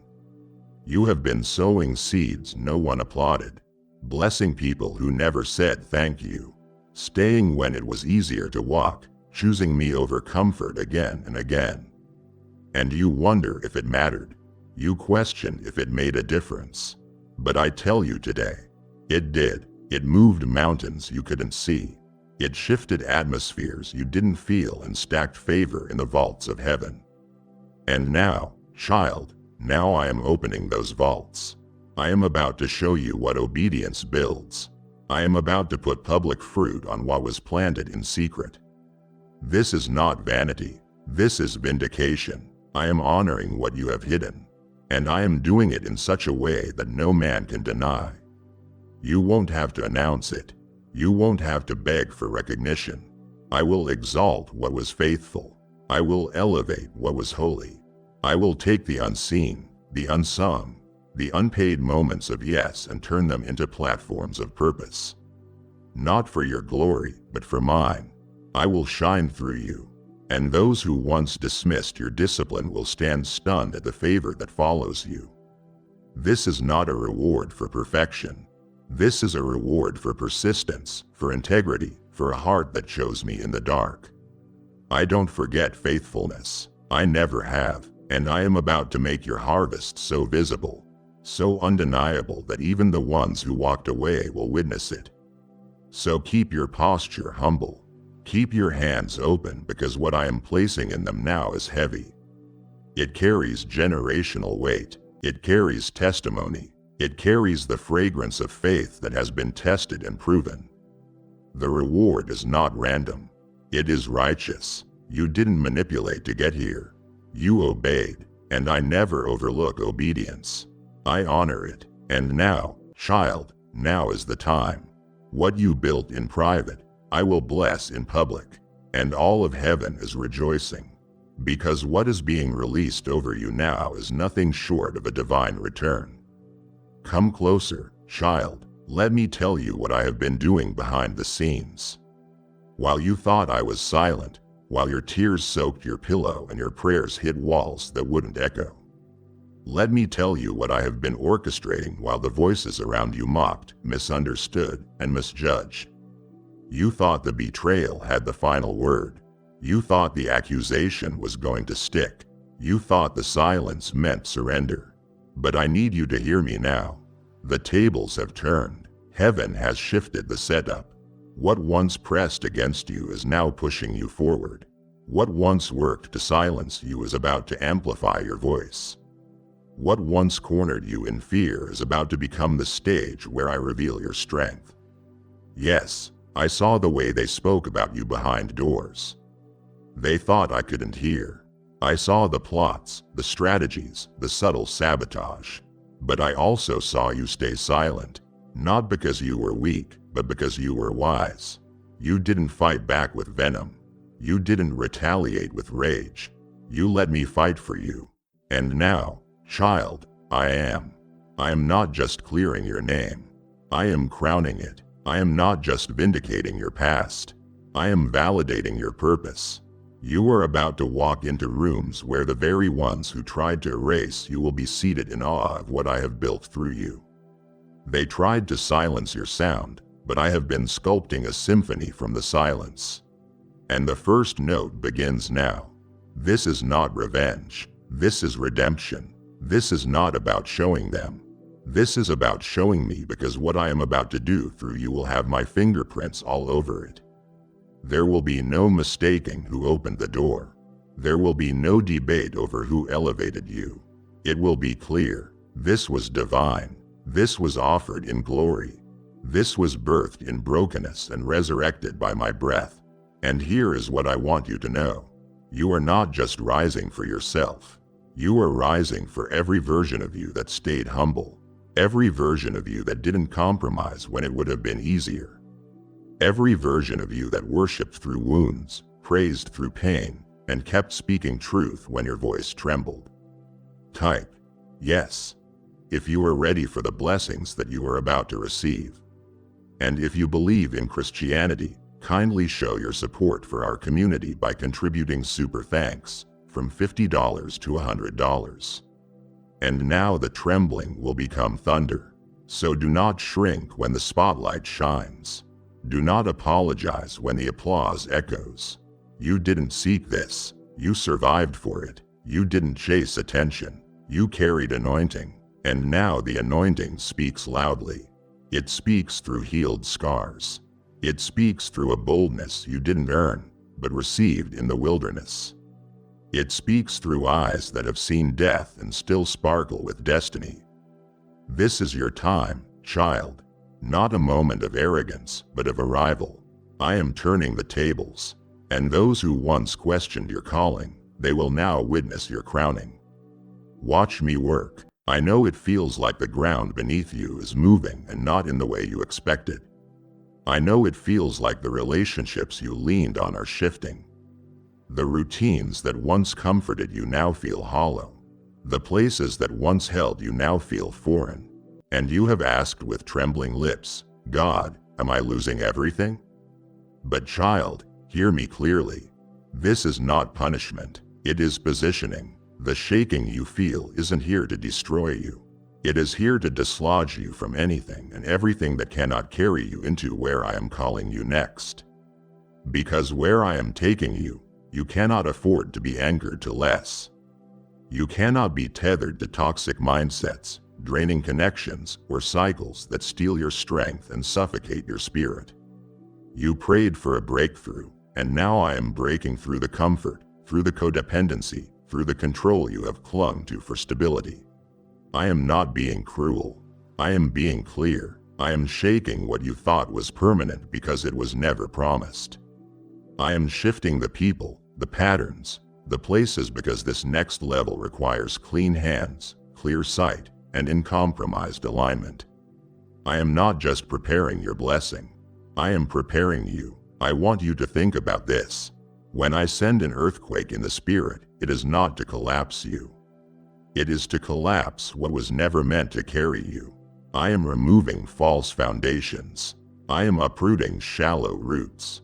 I am making space for the new by shaking out what clung too long to the old. This isn't chaos. This is construction, and you are not losing control. You are losing the illusion of it. Because control was never your calling. Trust was, and I am calling you into it again. Trust that what is leaving needed to leave. Trust that what is moving needed to move. Trust that what looks like a mess is actually me rearranging your future with military precision and divine compassion. So don't resist the shift. Don't mourn the movement. Don't interpret the shaking as my absence. I am closer now than I have ever been. I am hands-on in this transition. I am standing in the center of your storm, not shouting orders from heaven, but guiding every tremor with tenderness.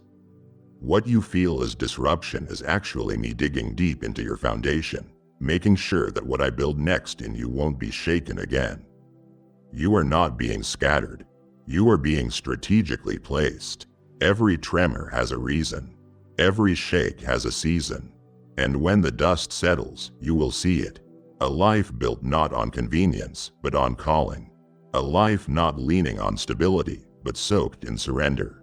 And that, child, is the life that changes the world. Child, what I have spoken to you today wasn't just a word for reflection. It was a revelation for release. Others are waiting, crying out for this same breakthrough. And I want to use you to help deliver it. When you give through super thanks, membership, or the link below, you are not just donating. You are distributing light, fueling fire, and breaking chains in places your feet may never reach, but your faith surely can. Give, and it shall be given to you. Luke chapter 6:38. That is not a slogan. That is a spiritual law, and I will enforce it over every seed you sow today. So move now. Don't hesitate. I need your faith and action to help carry this word to the ones still walking in the dark. Give as I lead you. Bless what is blessing you and watch me multiply it all. My beloved, I know the ground beneath you has trembled. The air around you quaked and your trust felt like sand slipping through tired fingers. You have questioned whether I punish you or purpose to prune you. But I tell you now, the shaking is not to break you. It is to rebuild you. The quake is not my anger. It is my alignment. I am loosening the iron grips of comfort, status, and familiarity. Because what is coming requires tissues that learn to tear, arms that learn to release, and a heart that no longer rests on security found in people or positions. This tremor you feel is me shaking out anything that cannot carry your calling. I am dismantling structures, uprooting dependencies, moving houses, literal and metaphorical, because what awaits is too high, too holy, too heavy for anything but my perfect alignment to carry. I am not abandoning you in the rubble. I am redesigning the foundation under your feet. I am removing the crutches so that your strength becomes Christ's strength. I am shifting the scenario so you become situated exactly where your destiny demands obedience without compromise. So do not fear the shaking. Do not mistake displacement for defeat. My repositioning is not punishment, it is promise. When my prophet was in the lion's den, it wasn't an end, it was elevation.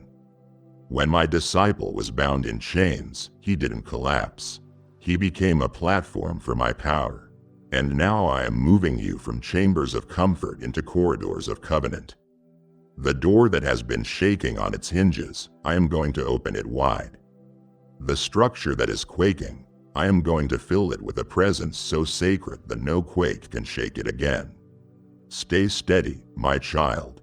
Let your faith feel the tremor, but let your spirit stand tall in the center of it. Align with me, not with the comfort that was, but with my covenant calling, because I am not letting you fall victim to a quake. I am turning your courage into a temple. Your shaking becomes your sanctification, and what rises from the dust will be unstoppable, unshakable, and undeniably me. Beloved child, listen with your spirit, not merely your ears. You have walked through valleys where doubt dared to define you, didn't you? There were nights when the whisper of not enough burrowed into your thoughts, threaded itself through your confidence, and laced your soul with insecurity. You watched opportunities pass you by, wondering if you were too broken, too late, too flawed. But I am here to tell you that doubt isn't your verdict. It was the veil pulling back, revealing where your faith needed to grow. A doubt was never meant to be your identity. It was meant to direct you. And today, I am turning it around. Let the doubt that tried to define you now drive you deeper into your destiny. Think back to the root of your hesitation. The moment doubt landed in your soul, did it come with comparison, with pressure to perform, with the echo of past failures? That seed wasn't sown by me. I sowed promise. I planted purpose. And while doubt may have felt louder, I have been whispering through your courage, crafting in your hidden places a strength that cannot be shaken. And now comes the time to let your doubt become your drumbeat. Not a cage, but a cadence toward calling. When you feel unqualified, remember that the throne of favor is not for the flawless. It is for the faithful, for those who lean not on their understanding, but on my unwavering word. So feel that tremor of, what if I fail? And take it as a signpost. Let it point you forward, because doubt often flares just before a divine flare-up of purpose. The night may have felt endless, but your dawn is bending toward breakthrough. What tried to define you? It wasn't me. It was just a shadow passing over who I designed you to be. But now, child, let that doubt fuel you. Let it sharpen your focus. Let it propel you. Let the question, am I enough? Shift into the declaration, I am becoming. Because your destiny doesn't bend to the demands of your fear. It aligns with the depth of your surrender. And I am about to pull you into a place where your faith, not your fear, becomes the front page. So rise in my strength, in my timing, in my voice. Let doubt drive you deeper into destiny. My precious one, do you feel the weight of that label pressed on your heart, that whisper? Delayed, haunted by, not yet. Shadowed by, still waiting. You have heard it in the pause, in the pattern, in the empty chairs and silent phones. You have wondered if you are indefinitely in between.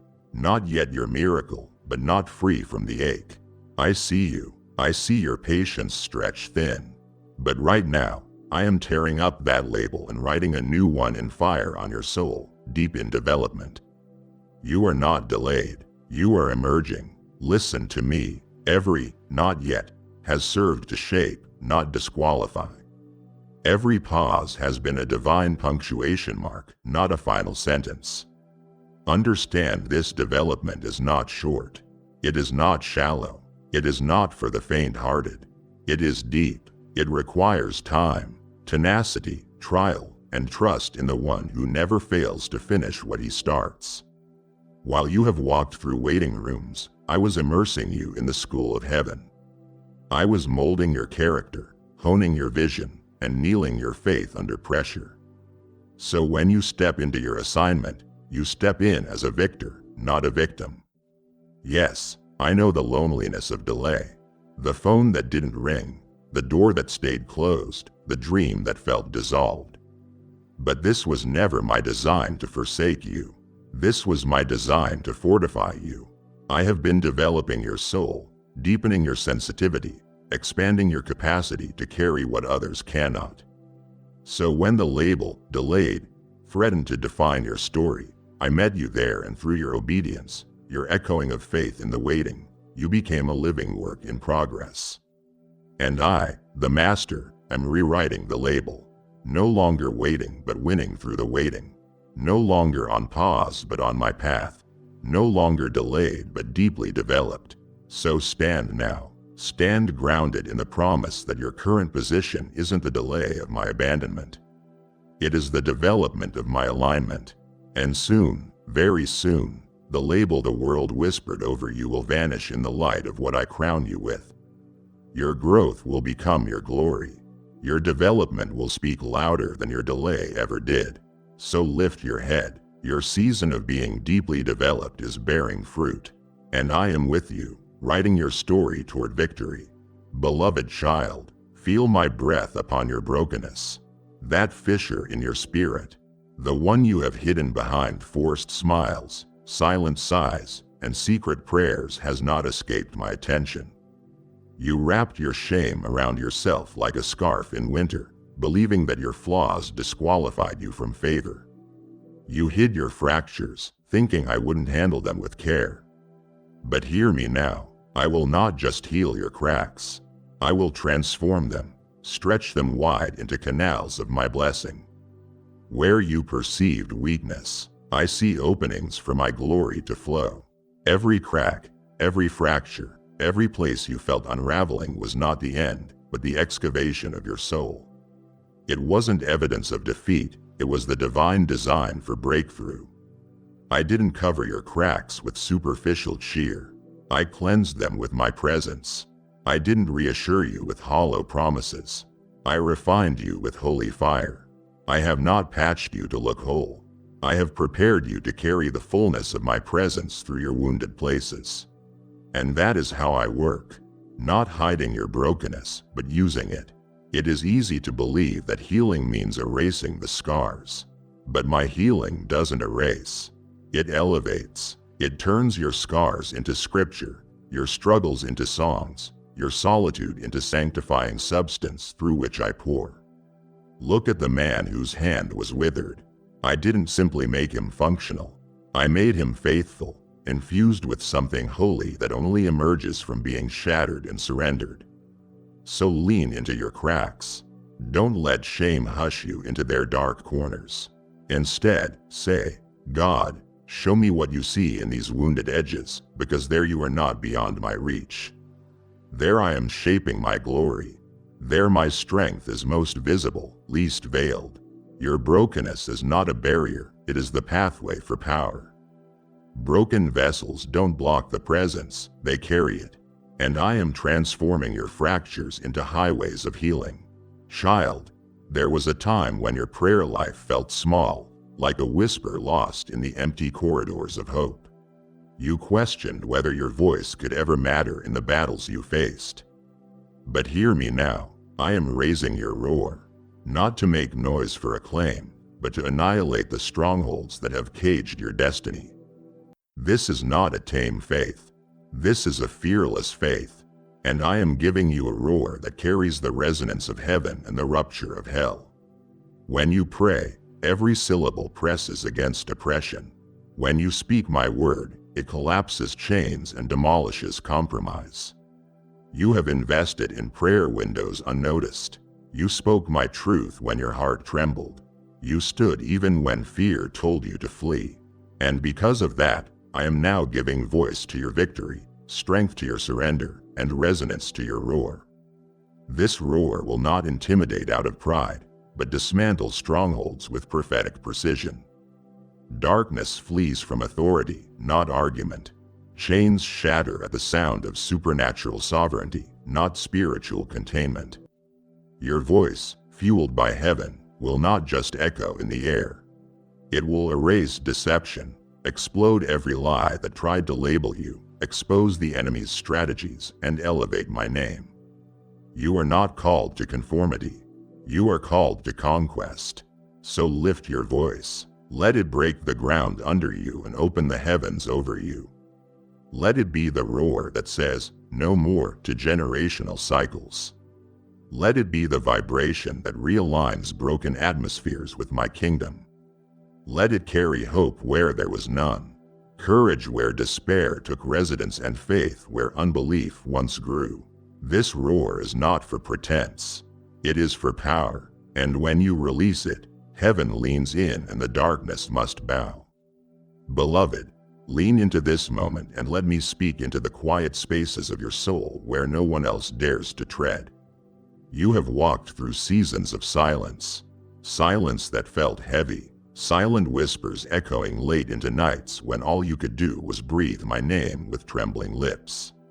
You thought the silence was absence. You thought the waiting was weakness. But I have been carefully, painstakingly shaping that silence into strength. What you endured alone behind closed doors, I turned into a weapon of public victory. Not because I wanted to conceal your scars, but so you would emerge as one whose wounds carry weight, not shame.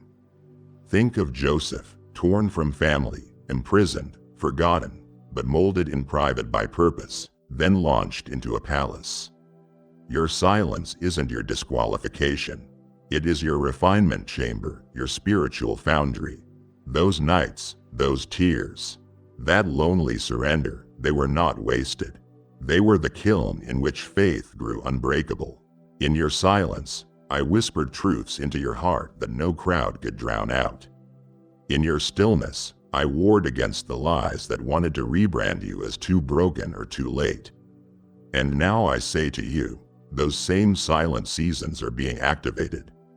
Your quiet has become a quiet confidence, one that trembles without cancellation and yet stands without display. Because it knows the power that resides in obedience, not ovation. Now, as you move into the open, what was private will provoke praise. The integrity you maintained when no one was watching becomes your invitation. The honor you held in hiding becomes your platform. The prayer you prayed when even your words quaked in your throat becomes your war cry. You won't have to perform what you are already informed by. You are not showcasing what you have never lost. You are showing what you were refined for. Your silence will speak volumes, not in vain words, but in the volume of victory. So step forward. Let your strength be soft, holy, and sure. Let your public victory rise from the private foundations I laid with you. This is the moment when the silence is honored, the scars are crowned, and the quiet becomes kingdom-making power.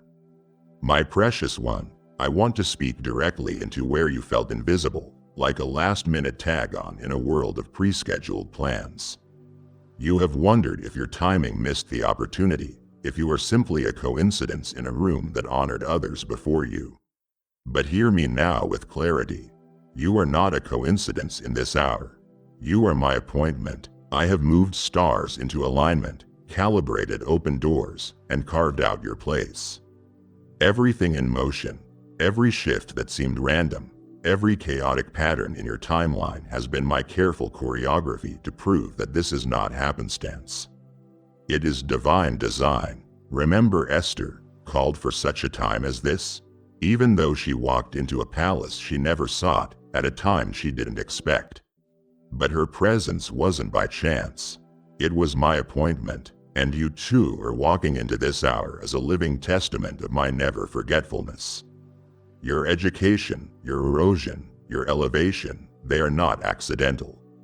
They are alignment. That person you meet, that opportunity that emerges in disguise, that breakthrough you thought too late, it is all setting the scene for my glory to be revealed through you. You are not a footnote in someone else's story. You are the welcome in your own, the axis upon which your next chapter rotates. So when doors open at just the right moment, don't chalk it up to luck. When someone comes across your path with timing that tasks comfort, don't hesitate to recognize it as my movement. The coincidences in your calendar are not copycats. They are copyrighted by heaven. The resolution that arrives just when faith flagged is not a fluke. It is your appointment. Stand in it, speak it, proclaim it, because you are not late. You are on time, not for the world's timeline, but for my eternal timetable. Your place was planned, your purpose was plotted, your presence was predestined. Align with it and let me be glorified in the appointment I made when the world thought it was just coincidence. Child of light and longing, hear me now. What is coming is not a restoration of what felt safe. It is not the return to something familiar, comfortable, convenient. No, my rising waters aren't about filling the old wells. They are about flooding the path that leads deeper into destiny. Many have prayed for relief, for the pain to ease. And while I do bring comfort, this moment is not about comfort. It is about calling. What you have asked for, what you have waited for, doesn't fit quietly into your history. It demands a deeper response. It changes your posture, not your position. It doesn't circle back, it surpasses. Walk with me through this understanding.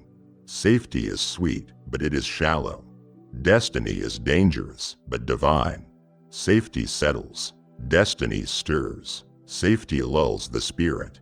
Destiny ignites it. And what I am releasing over you now isn't a sweet lullaby. It is a sacred alarm. It is not a return to what you know. It is a riot toward what you were born for. It may not look or feel like the answers you expected, but believe this, child, it will feel right. When destiny finally chases you down, you won't run back to the familiar. You will lean into the unknown with faith because fate is calling. Heart, are you ready? Think of Peter stepping onto water, not stepping back to the boat, not finding a comfy stepping stone, but daring depth. That is the energy I am handing you. This is not about avoiding waves. It is about walking through them, about letting what is comfortable become the cloak you shed in exchange for a mantle, about trading safety for significance. The breakthrough I am cultivating in your spirit is not about patching old wounds. It is about planting new roots that anchor in purpose, not patterns. It is not about going back into the familiar because it still works. It is about going forward into what sets your soul on fire with me. Yes, you may feel destabilized. You may wonder if you are losing your grip, but trust this. I am not releasing you into something less. I am inviting you into something more. A calling that looks risky because it is risky, but sacredly so. It is scripted by heaven, not chaos. It is built for boldness and not familiarity. And when destiny finally chases you down, you will stop running and stand because your spirit will say, "This is where I belong." Belonging was never meant to be a warm bath. It was meant to be a powerful path, and I have carved that path for you. So stand at the edge of the familiar. Breathe in the invitation of more and step in. Your walk with me leads there now. Beloved, let me whisper this into the most vulnerable quarters of your soul. What I am offering you now isn't a rerun. It is not an overdue redemption. It is a restoration, a new creation, a first chance at the fullest version of what I formed you to carry. Even before the world began, you stood in brokenness and believed you had blown your chance. You heard the echoes of every could have, should have, if only. But those were not my words.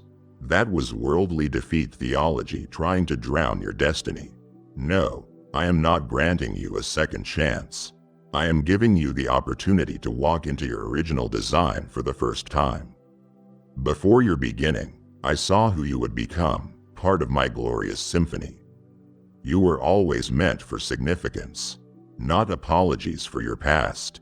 You were always designed for deliverance, not defined by your detours. What you see as too late, I see as perfect timing. What you call a second chance, I call an eternal call. My favor did not run out. It never diminished. It was preserved in my promise. And in this moment, I am offering it back to you. New, pure, powerful. Listen, my child, when I breathed life into clay, I didn't do it twice. I don't repeat my work. I refine, I fulfill, and now I am refining your faith. I am fulfilling your purpose. I am setting you on a path that was always yours but never accessed until your spirit was ready. So let go of the regret. Let go of the guilt. Let go of the lull of, I already missed it. That narrative is broken now. It died with the old you. Now there is a new you. A son or daughter fully signed, sealed, delivered, beyond redeemed to be released into everything I authored in you before there even was time. You are not continuing a comeback. You are beginning a breakout. Not patching a past, but pursuing a promise.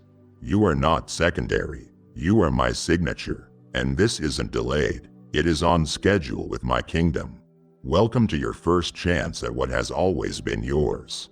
Embody it, walk it, love it, live it, because this is not a second act. It is your true start. My beloved, turn your heart toward this whisper. What is near in your future will not merely restore what felt safe. It will thrust you into the trajectory of your destiny. You have asked me for peace, for a return to comfort, for a moment when the wind is still. And yes, I give peace, but not in the shallow sense of familiar safety. Know what is coming as destiny in action, not the gentle return to ease, but the gravitational pull of purpose enveloping every part of your being. Think of it like this. Safety is an old friend, but destiny is a fire. Safety invites you to sit and sip what you know. Destiny summons you to run, to wrestle, to rise. Destiny doesn't linger in the margin. It moves every boundary. So when I chase you down, it won't look like a lull. It will look like a launch. It will feel less like doors opening behind you and more like winds pushing you forward over thresholds you never dared presume. Don't yearn for comfort, yearn for calling. Don't look for peace in the past. You will find it in the pioneer path ahead. This moment won't come as a lullaby. It will come as a roar that outpaces your fear. Don't mistake the intensity for a threat. It is the activation of your alignment with me. When destiny finds you, you will know. Your heart will pulse with purpose. Your spirit will sync with the steps I have ordained. And even when the world questions your peace, you will know that peace isn't born of ease, but of presence. Destination found, pursued, and powered by heaven itself. Child of my heart, hear me in this moment. What I am placing before you is not a redo of yesterday's. It is your first real step into what was always your design. You have considered yourself second best, too late, too wounded, too broken. But that is not me speaking. You are not a rebound. You are not a leftover. What is rising in your life now is your premiere, not your reprise. Before time began, I circled your name into my story. You were born of my breath, called by my voice, anointed by my hand. Every time you question your worth, you are rewriting your origin story. Today, this moment is not about lost opportunities. It is about the eternally appointed. You are not stepping into a comeback. You are stepping into a first call. Your heart's deepest longings are not misplaced. They are prophetic markers pointing to what I have crafted you for. This is beyond redemption. It is restoration, not because you deserved it, but because I willed it. You are not beginning again. You are beginning right. The pages of your story aren't a second edition. They are the original draft unveiled now with clarity, purpose, and power. Receive it, believe it, because this moment proves that my plans are not tied to your perfection, but to your presence. You are not late. You are on time. And what you carry now is the first chance to fulfill who you were always called to be. Beloved child, listen with your spirit. The hesitation, the waiting, the question marks you turned into prayers. I have heard every one. You stood at the crossroads of maybe and could be, hoping for a whisper of someday. I have watched you gather fragments of hope in the shadows, never certain if your faith would ever meet fruition. But that season is over. Not with a whisper, but with a roar. This is not a maybe someday. It is a definitely now move. You are stepping into the fullness of timing. You are not delayed. You are appointed. Oh, how the world tarries in ambiguity. They soften their edges to fit in. whispering, maybe next time. But I, with thunder, press you into clarity. I don't do someday. I do now. I don't do might be. I do must be. This moment carries intentionality too heavy to postpone. This is the earthquake moment, not the aftershock. And you, beloved, emerging from hesitation, you are being lifted out. You have done the work of surrender. You have cried through the uncertainty. You have waited honorably. You have trusted when you couldn't track the trail. And that is why this isn't a deferred dream. This is my declaration, a divine springtime bursting into your soul. Any trace of maybe is replaced with manifestation. This is not the promise being hinted at. It is being introduced, oriented around your now, not your not yet, anchored in insight, not indecision. You are being rooted in reality, my reality where your calling meets its moment. So stand up not in reservation but in realization. This is your stand-up moment with destiny, not a subtle slip into favor, but a seismic shift into calling, into creation, into completion. This is not someday, it is now. Respond accordingly. Step fully to see clearly. Stand confidently because my timing is purified, my presence powerful, and you are finally positioned for all I have birthed in you to break through. My child, do not mistake this for a sequel to yesterday. I am not summoning you to mimic your past triumphs. I am calling you to become the original artist of my purposes. To craft with your life a vision no one else can conceive or carry. You have run on the track of familiarity long enough. Excelling, yes, but exhausted. This is the moment I am calling you out of the familiar into the frontier I fashioned uniquely for you. You were never meant to be an echo of someone's footsteps. You were made to be a voice with its own frequency. What I have done through others, I am not necessarily called to replicate in you.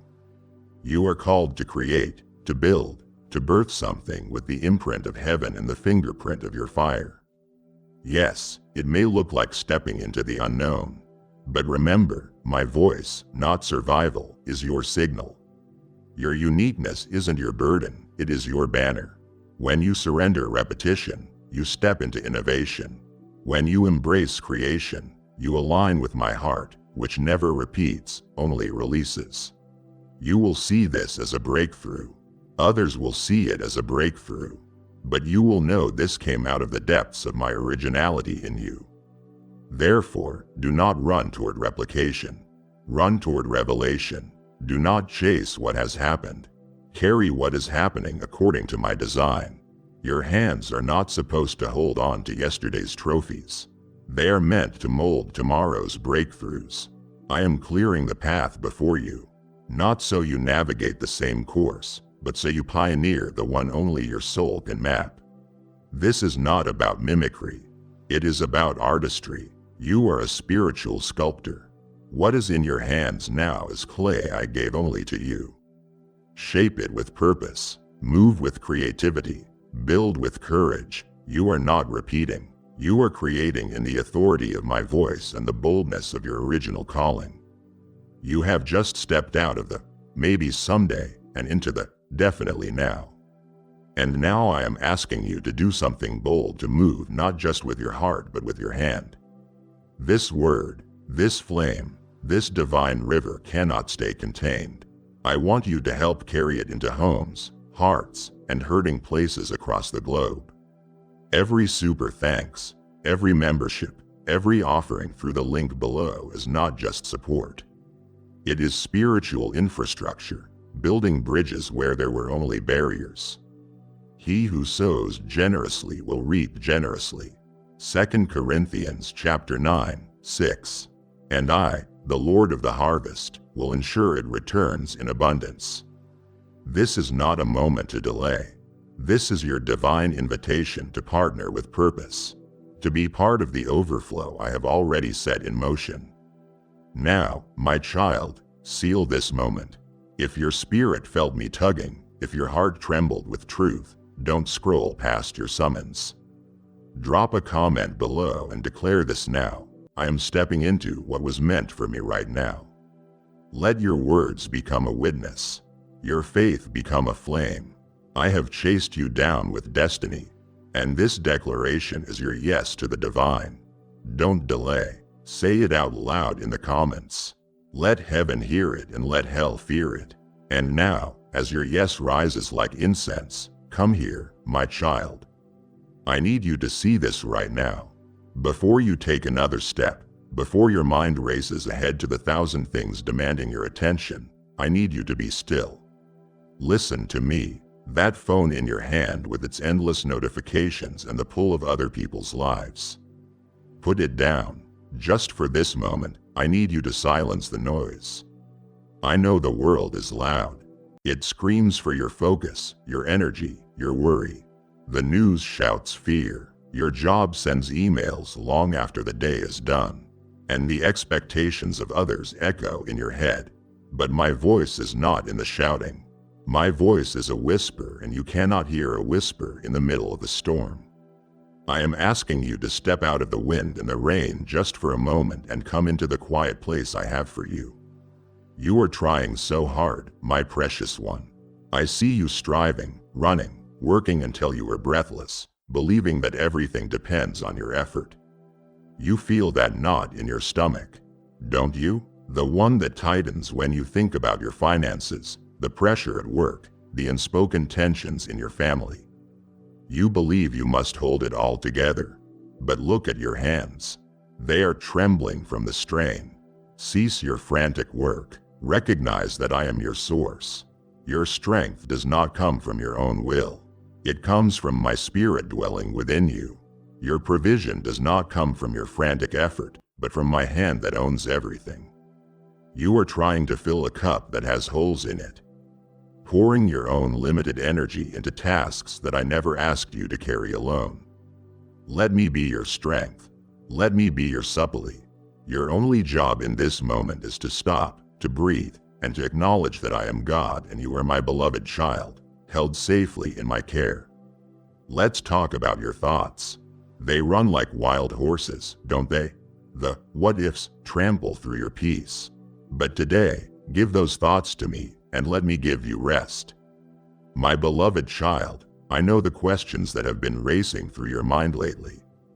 The ones that keep you awake when the rest of the world is asleep.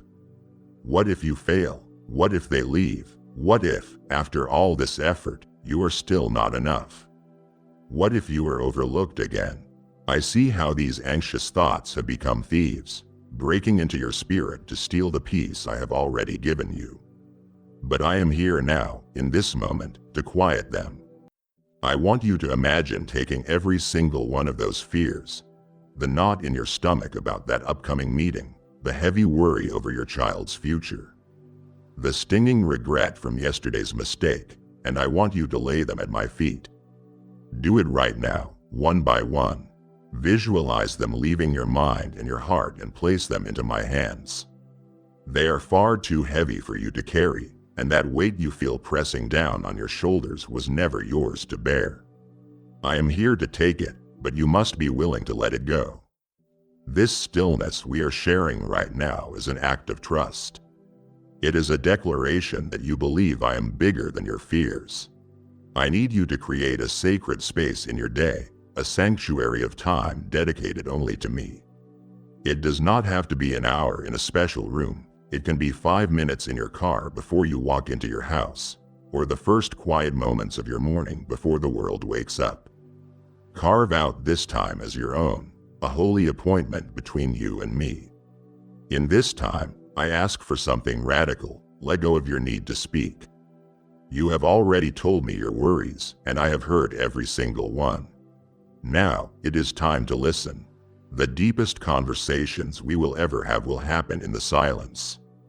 Do not mistake this quiet for emptiness. It is a quiet filled with expectation, a soul waiting to hear the voice of its creator.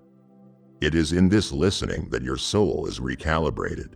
The static of the world tunes your heart to the frequency of fear and anxiety, but in the stillness with me, your spirit is returned to my perfect frequency. The frequency of love, peace, and unshakable truth.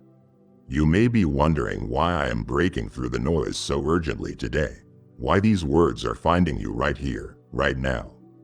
It is because this is a pivotal moment in your journey, my child. Think of your life as a great voyage across an ocean. For a while, you were sailing with a steady hand, but I have watched you, degree by subtle degree, begin to drift off course. It wasn't a sudden turn. It was a slow, almost imperceptible drift caused by the relentless currents of the world. The world's deceptions have grown louder, and they are clever. They don't always sound like lies. They sound like ambition, like security, like what you think you should want. They whisper that your worth is in your productivity, that your rest must be earned, and that your value is measured by the approval of others. I must re-establish my truth in your heart before that whisper becomes the only voice you can hear. I am making a course correction not out of anger, but out of a fierce, protective love. I cannot let you drift into the shallow waters where you will surely run aground. I see your weariness, and I see it in a way no one else does. It is not just the physical exhaustion you feel at the end of a long day, it is a soul weariness. It is the exhaustion that comes from carrying burdens you were never meant to carry, from striving in your own power, and from pretending you were okay when you were falling apart inside. You have smiled for others while your own heart was aching. You have given to others from a well that has run dry. You are tired of the performance, and it is to that deep, hidden weariness that I have come. I am here to offer you rest for your soul. This is not the temporary rest of a weekend or a vacation. This is the profound, renewing rest that comes only when you surrender the weight of your life into my hands. You have been asking for my guidance, haven't you? In the quiet of the night, you have prayed, God, show me the way. I don't know what to do. My child, this is your answer. This very moment, these words, this is me answering your prayer directly. I am showing you the way, and the first step on that way is to stop, to rest, and to let me lead. A new season is dawning in your life. You can feel it, can't you? Type, yes, if you are ready for the blessings that you are about to receive. And if you believe in Christianity, kindly show your support for our community by contributing super thanks, from $50 to $100. There is a change in the spiritual atmosphere, like the feeling in the air just before the spring rain after a long, hard winter. Something is about to break forth, but you must be prepared for what I am about to do. You cannot enter this new season carrying the old baggage of anxiety, self-reliance, and fear. You must be nimble, attentive, and ready to move. When I say move, I am clearing the ground, tilling the soil of your heart, and making you ready for the new seeds I want to plant. This is why I am speaking so directly now.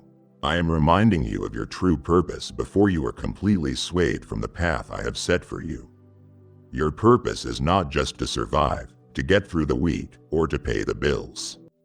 Your purpose is to know me, to walk with me, and to be a conduit of my love to a world starving for it. Do not let the urgent distract you from the eternal. This is a sacred interruption, a holy pause. I am calling you back to me, back to your true north.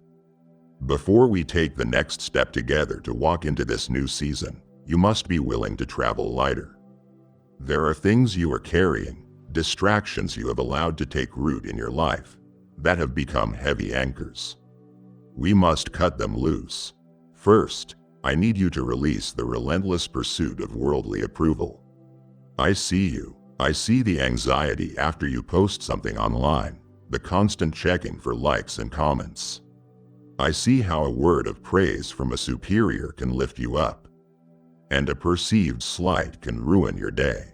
You are seeking from broken cisterns what can only be found in me. Your worth was sealed at the cross. It is not up for debate. Seek only my affirmation, the quiet, well done, I whisper to your soul when you act in love and obedience.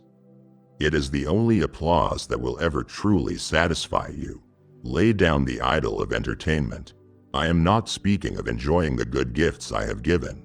but of the way you use entertainment as an anesthetic for your soul. The mindless scrolling through your phone, the binge watching of shows for hours. You do it to numb the ache of loneliness, to quiet the anxiety, to avoid the silence. But in doing so, you numb your spirit to my gentle nudges. You fill your life with so much noise that there is no room left for my voice. Turn it off, just for a while, and face the silence with me. I promise what you find there is infinitely more compelling than anything on a screen. You must also turn away from the constant comparison to others. Your journey is uniquely yours. I have crafted a path for you that is unlike anyone else's. When you look at someone else's life, their successes, their family, their vacation photos, and feel that sting of envy or the pang of failure, you are insulting the masterpiece I am creating in you. You are running your race in someone else's lane, and it is exhausting you. I want you to let go of past regrets and future anxieties. There are two thieves that steal the present moment, and the present is the only place you can meet me. Regret is an anchor that pulls you backward, forcing you to relive a chapter I have already redeemed. Anxiety is a fog that pulls you forward into a future you cannot control and that may never exist. Hand them both to me. Your past is covered by my grace. Your future is held in my hands. Stay with me in today. Finally, stop placing your security in financial gain or material possessions. That feeling of panic when an unexpected bill arrives, or the brief, hollow comfort when your bank account looks full, that is evidence that your trust is misplaced. I am your provider. I own the cattle on 1,000 hills. Do you truly believe I cannot take care of you? Your security is not in your salary, it is in your Savior. Silence the voices of doubt, my child.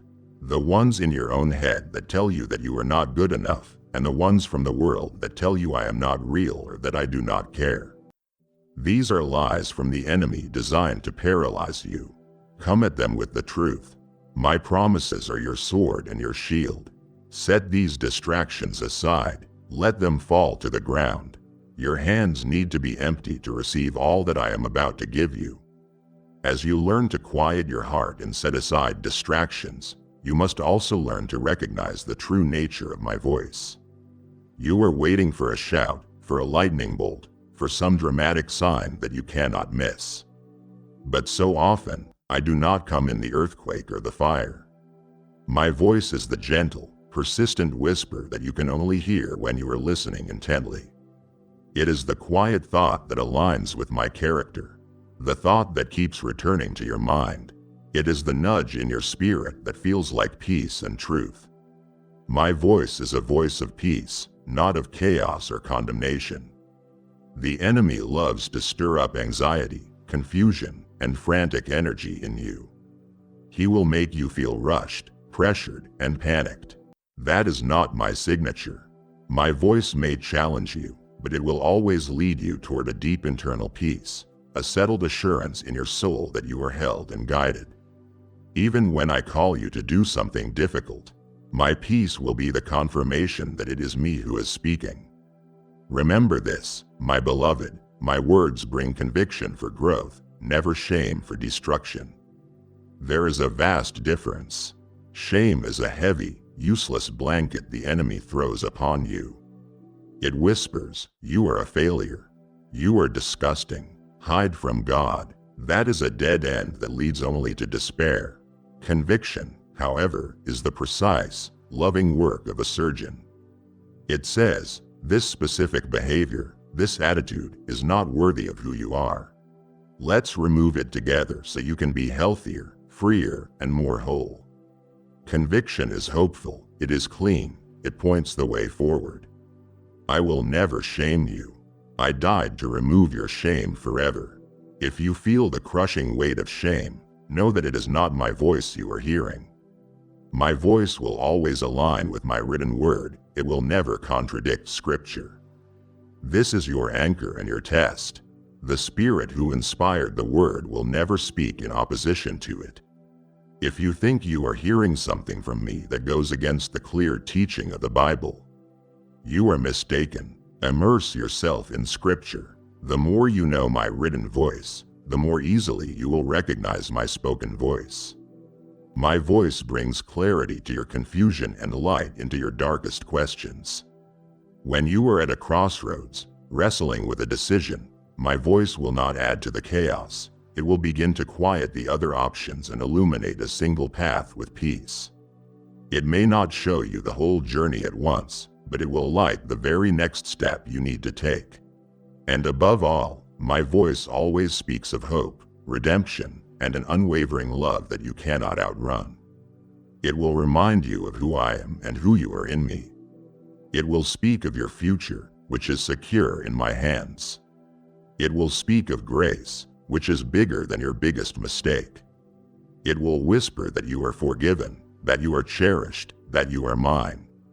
When you hear that tone, that current of unending love running through the words in your heart, you can be sure that you have heard from me.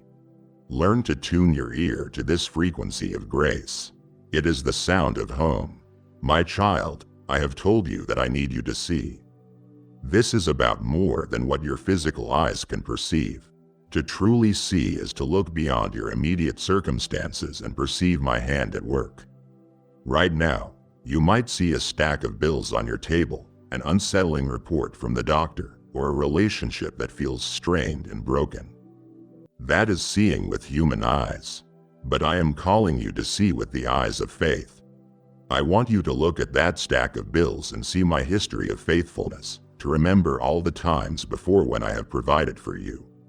I want you to look at that report and see that I am the great physician whose power is not limited by any diagnosis. I want you to look at that broken relationship and see that I am the God of reconciliation who can mend what has been torn apart. Seeing is acknowledging that the unseen spiritual reality is more real and more powerful than the temporary world you inhabit. What you see now is a single frame in a grand story that I am writing. Do not mistake this one frame for the entire film. To see is also to recognize my presence in the small, everyday miracles of your life. You are looking for grand, parting of the sea moments, and in doing so, you are missing the daily evidences of my love. Did you notice the way the morning light broke through the clouds today? That was for you.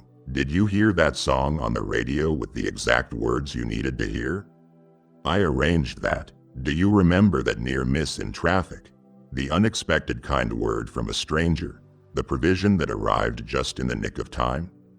Those were not coincidences, my beloved. Those were my whispers of, I am with you.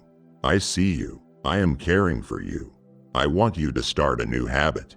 At the end of each day, look back and find 3 things you can thank me for, 3 small evidences of my grace. When you start looking for me in the small things, you will begin to see me everywhere.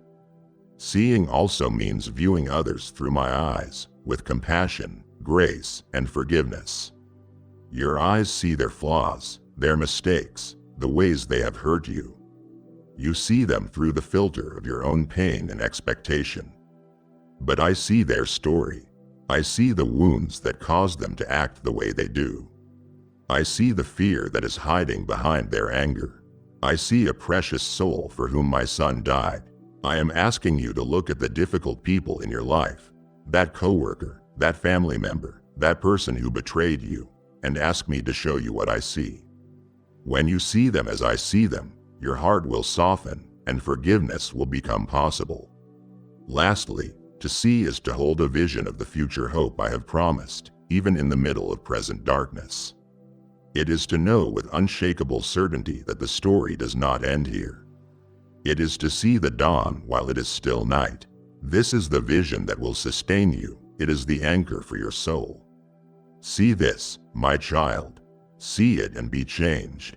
Stay with me. Your spirit is beginning to awaken, and your eyes are starting to see.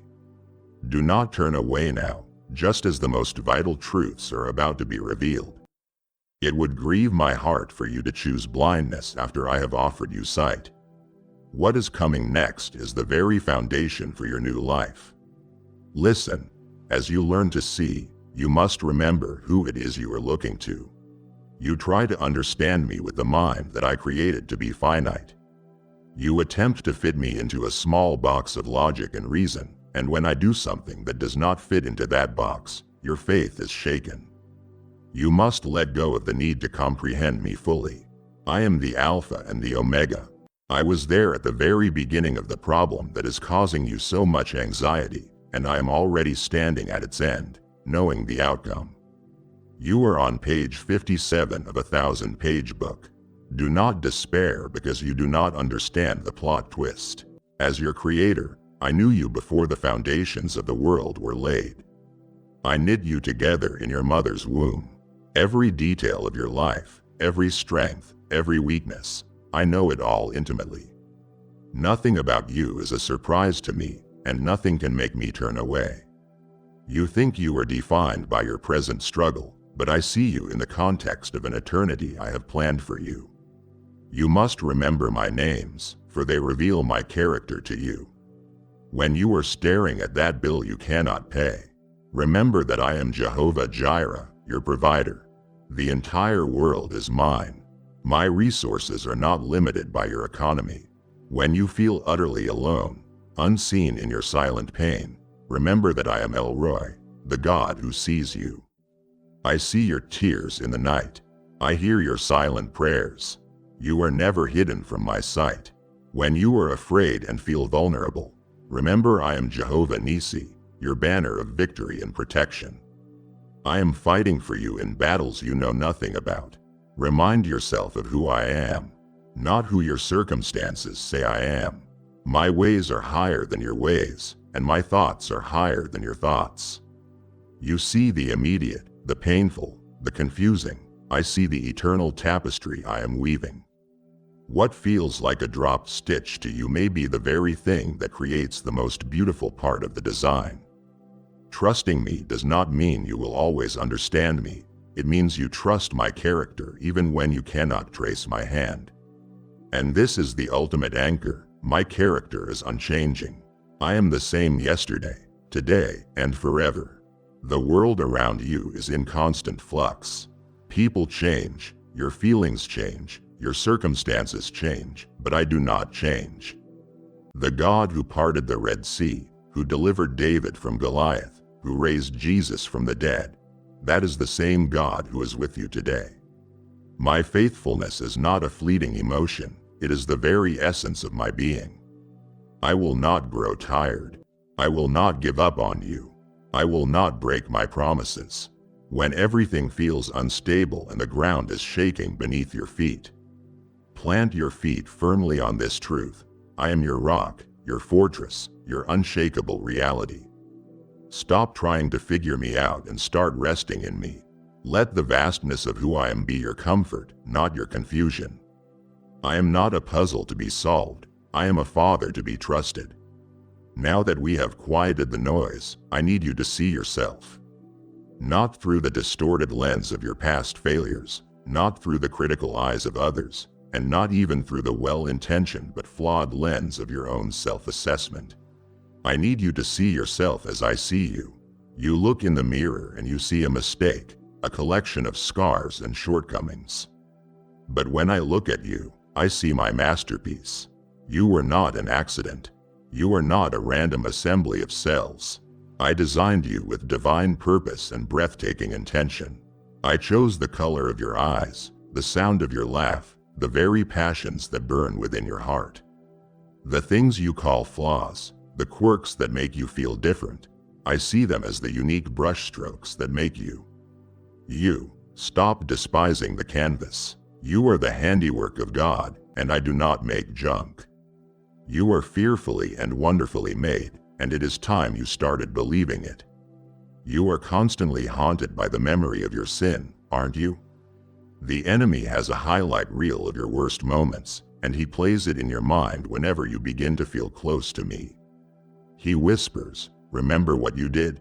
Remember who you hurt? How could God ever use someone like you? I am here to tell you that when I look at you, I see someone who is utterly and completely forgiven. The blood of my son was not a temporary solution, it was an eternal cleansing. When you confessed your sins to me, I did not just forgive them, I cast them into the depths of the sea and posted a sign that says, "No fishing." I choose to remember them no more. That guilt you are carrying is a weight I have already lifted. Drop it. When I see you, I do not see your sin. I see the righteousness of Christ, which I have clothed you in. You are not a sinner saved by grace. You are a saint, a holy one who sometimes stumbles. Your identity is no longer in what you have done, but in what He has done for you. Because of this, you are an heir to my kingdom. Have you ever truly let that sink in? You are not a servant begging for scraps at the table. You are not an orphan hoping to be noticed. You are a son, a daughter of the King. You are a joint heir with Christ Himself. This means that everything that belongs to Him also belongs to you. His strength, His peace, His wisdom, His authority, you have full access to it all. It is your birthright. You walk around feeling spiritually impoverished, when in reality you have a limitless inheritance waiting for you. And with that inheritance, I have endowed you with spiritual gifts. I have placed treasures inside of you, gifts of teaching, of mercy, of leadership, of faith, designed not for you to hoard, but to build up those around you and to bring glory to my name. Stop comparing your gifts to others. Stop believing the lie that you have nothing to offer. The body needs what you have. It is time to unwrap the gifts I have given you and begin to use them. For when I look at you, I see not just who you are, but all that you are capable of becoming through my power. And above all else, know this: you are deeply and unconditionally loved. My love for you does not increase when you perform well, and it does not decrease when you fail. It is constant, perfect, and eternal. Nothing, absolutely nothing, can ever separate you from my love. See this, for this is who you truly are. I want you to fix your mind on the cross.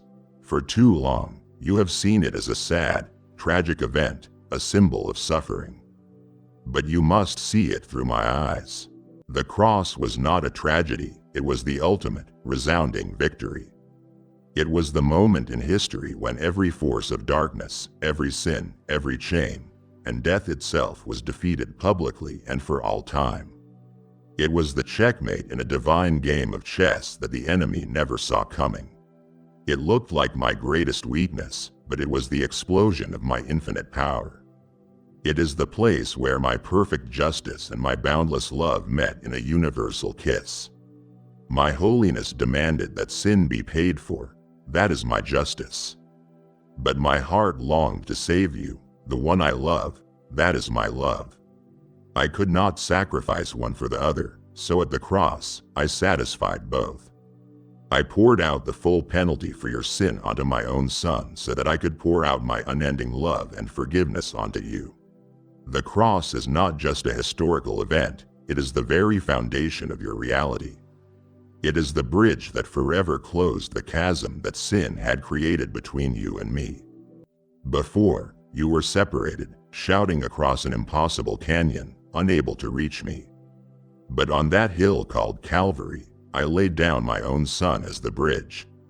And now, you can walk freely into my presence without fear, without shame, at any time. This access you have is not a small thing. It was purchased at an infinite price. Do not take it for granted. And because of that bridge, the power of the cross is available to you right now, in this moment. That addiction you have been fighting in secret, that chain of bitterness or resentment you cannot seem to break, that pattern of destructive behavior you feel helpless to stop. The power of the cross is the power to shatter every chain. It is not about you trying harder. It is about you applying the victory that has already been won. Proclaim it over your life. By the power of the cross, I am free from this addiction. By the power of the cross, I release this unforgiveness. The power is real, and it is for you. Furthermore, the cross declares with finality that your past does not define your future. The enemy is an accuser. He loves to be your historian, reminding you of every failure, every mistake, every broken piece of your story. But the cross is my declaration that your story is not over. It is the ultimate, paid in full, stamp on the debt of your past. I am not interested in your history. I am invested in your destiny. Because of the cross, you are not who you were. You are a new creation, and it is the source of all your healing, spiritual, emotional, and physical. Every sickness of the soul, every wound of the heart, every disease of the body was nailed to the tree with my son. The healing may not always manifest in the way or the timing you expect, but the cross is the wellspring from which all restoration flows. Stop trying to fix your own brokenness. Stop trying to heal your own wounds. Come to the foot of the cross, where victory was won, where the price was paid, and where your healing begins. Now, we must talk about grace. This is perhaps the hardest truth for my children to truly live in. You are trying so hard to be good enough for me. You operate under a system of performance, believing you must earn my favor. When you have a good week, you read my word, you are kind to others, you avoid obvious sin. You feel confident in approaching me. But when you have a bad week, when you stumble and fall, you hide in shame, believing you have disappointed me and must work your way back into my good graces. My child, listen, my favor upon you is a gift. It is grace. It cannot be earned or deserved. If it could be earned, it would be a wage, not a gift. Stop striving. Stop the endless, exhausting hamster wheel of religious performance. You will never be good enough on your own. That is the entire point. My son was good enough on your behalf. Your acceptance before me is not based on your performance. It is based on his perfect performance, which has been credited to your account. You have misunderstood grace. You have seen it merely as a pardon for your past sins, a get-out-of-jail-free card. It is so much more than that. Grace is the very power I give you to live the life I have called you to. It is my divine ability working through you to do what you could never do on your own. You cannot love that difficult person in your own strength. You need my grace. You cannot break that sinful habit by willpower. You need my grace. You cannot forgive that deep hurt on your own. You need my grace. Stop asking me to forgive you and then walking away to try harder in your own strength. Ask me for my grace, which is the power to change from the inside out. This means that your worst days do not diminish my love for you. Let that sink into your heart. On the day you feel you have failed me the most, my love for you has not wavered one bit. My grace is not a limited resource that you can use up. It is an ocean, and your greatest sins are but a stone dropped into its depths. This grace is the divine pardon that cancels your debt of sin completely. Imagine you had a debt so massive you could never repay it. Then a king comes, pays the entire debt for you, and legally declares your balance to be zero. That is what I have done. The enemy, the accuser, will come to you with old bills, trying to convince you that you still owe something. You must hold up the receipt of the cross and the reality of grace and declare, this debt has been paid. Now, some will tell you that this kind of grace is dangerous, that it is a license to sin. They could not be more wrong. When you truly, deeply understand the cost of this gift, that it cost my son everything, it does not make you want to abuse it. It breaks your heart with gratitude. It makes you fall in love with the giver. And that love becomes the motivation for everything you do. Embracing grace leads to true freedom and joyful service, not a license to sin. It frees you from the fear of sinning so you can be empowered to live a life of love. Stop trying to earn what I have already freely given. Simply receive it. You often ask me, what is my purpose? Why am I here? You look for it in a career, in a relationship, in a title. But your purpose is both far simpler and far grander than that. Your primary purpose, the very reason I created you, is to know me and to enjoy a relationship with me forever. That is it. Before you do anything for me, I want you to simply be with me. Your life is not a performance, it is a relationship. All the other aspects of your purpose flow from this one central reality. If you are not spending time with me, getting to know my heart, enjoying my presence, you will miss the very point of your existence. Everything else I call you to do is an overflow of our relationship. It is the fruit, not the root. Stop searching for purpose in what you do and start finding it in who you are, my child. My friend, the one I love to be with. From that place of relationship, you were created to bring me glory in your thoughts, your words, and your actions. Now, bringing glory is not some vague mystical idea. It simply means to make my character known. It is to reflect who I am to the world around you. When you show patience in a frustrating situation, you are showing them my patience. When you forgive someone who doesn't deserve it, you are showing them my forgiveness. When you work with integrity and excellence, you are reflecting my character. You bring me glory when you live as my child, representing the family well. And within that larger purpose, I have placed a unique calling on your life that no one else can fulfill. You are not a generic copy. I have given you a specific combination of gifts, experiences, passions, and a story that is yours alone. I have a specific assignment for you. Stop looking at someone else's calling and wishing it were yours. Embrace the purpose I have designed for you. Your testimony, your story, is a powerful tool I have designed to draw others to my light. You sometimes feel shame about your past, about the broken pieces and the messy chapters. You try to hide them, but those are the very parts of your story that I will use most powerfully. Your story of how I met you in your pain, how I redeemed your mistakes, how I brought you from darkness into light. That is a key that can unlock someone else's prison. Your scars prove that healing is possible. Do not hide your story. Let me use it. You are meant to be my hands and feet in a world that desperately needs my love. Type yes if you are ready for the blessings that you are about to receive. And if you believe in Christianity, kindly show your support for our community by contributing super thanks from $50 to $100. This is not just for pastors or missionaries, it is for you in your office, in your neighborhood, in your family. To be my hands means to serve, to help, to give. To be my feet means to go, to cross the street, to enter into someone else's world. Look around you. Who is hurting? Who is lonely? Who is in need? Go to them. That is your purpose in action.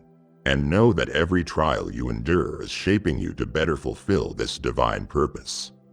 The pain is not random. It is my chisel sculpting you into the person I need you to be to complete your assignment. The pressure is producing something glorious in you. Trust the process. You now hold the truth of who you are and why you are here, and my heart rejoices. But this knowledge is meant to be lived, not just known. To leave this conversation now is to leave your divine purpose sitting on a shelf, and nothing disappoints a father more than seeing his child's greatest gifts left unwrapped. I must show you how to walk this out. Today you pray, your kingdom come. Your will be done on earth as it is in heaven. But I want to be sure you understand what you are praying for. My kingdom is not a physical place on earth, not yet.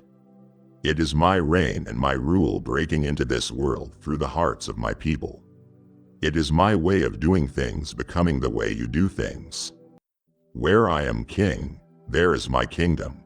So when you yield the throne of your heart to me, when you allow me to rule your thoughts, your decisions, your finances, your relationships, then my kingdom has come into your life.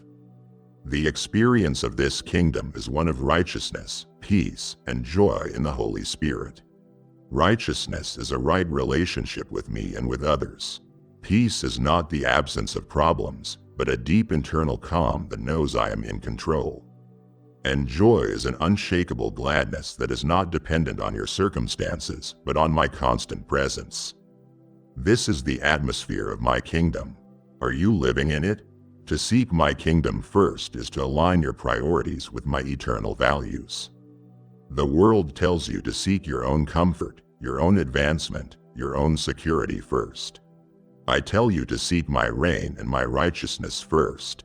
This changes everything. It changes how you spend your time, what you do with your money, how you make decisions. It means asking a different set of questions, not what will make me happy, but what will advance the kingdom. Not what is best for me, but what will bring the most glory to my King. When you put my kingdom first, I have promised that all the other things you worry about, your food, your clothing, your needs, will be taken care of. You are an ambassador of this kingdom. Think about what that means. An ambassador lives in a foreign land, but they do not live by its laws or adopt its values. They represent their home country. You are living in a world with a different value system, but you represent the kingdom of heaven. You are to live by its principles, which are often completely inverted from the world's. The world says the greatest is the one who is served. My kingdom says the greatest is the one who serves. The world says protect yourself at all costs. My kingdom says lay down your life for others. The world says accumulate wealth. My kingdom says give it away.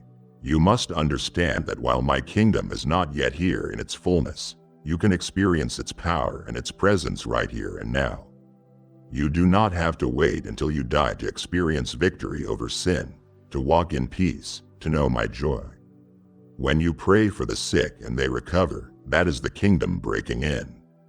When you forgive an enemy, that is the kingdom breaking in. When you choose love over hate, generosity over greed, service over self, that is the kingdom of heaven becoming a reality on earth through you. You are a portal for my reality to invade this current broken reality.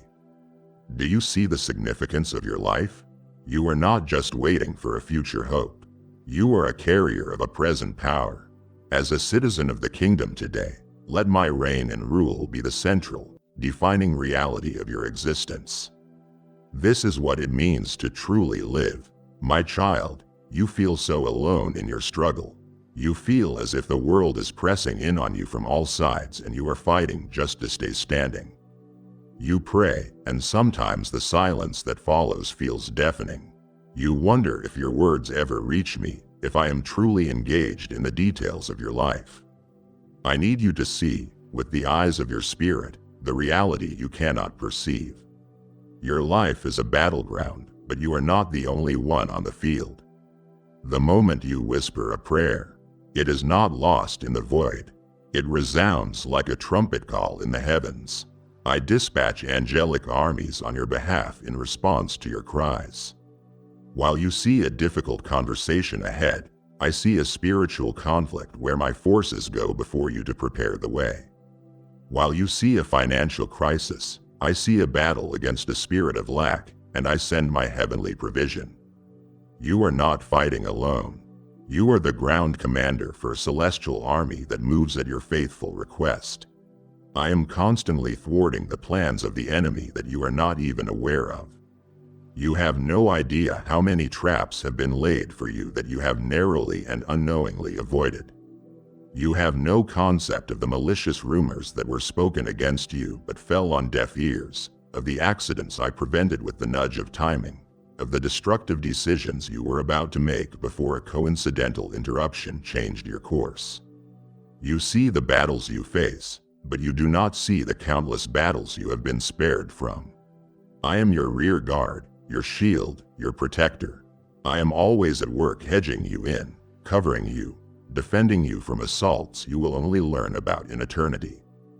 Do not mistake a season of intense struggle as a sign of my absence. Often, it is a sign that the enemy is furious because of what I am about to do in your life. I am allowing you to be strengthened in the fight while I handle the onslaught you are not yet equipped to see. I am working in the hearts of those around you. You look at that difficult person, that boss, that spouse, that child, and you see an impenetrable wall. Your words of love and reason seem to bounce off them. You are exhausted from trying, and you are tempted to give up, but your prayers are my tools.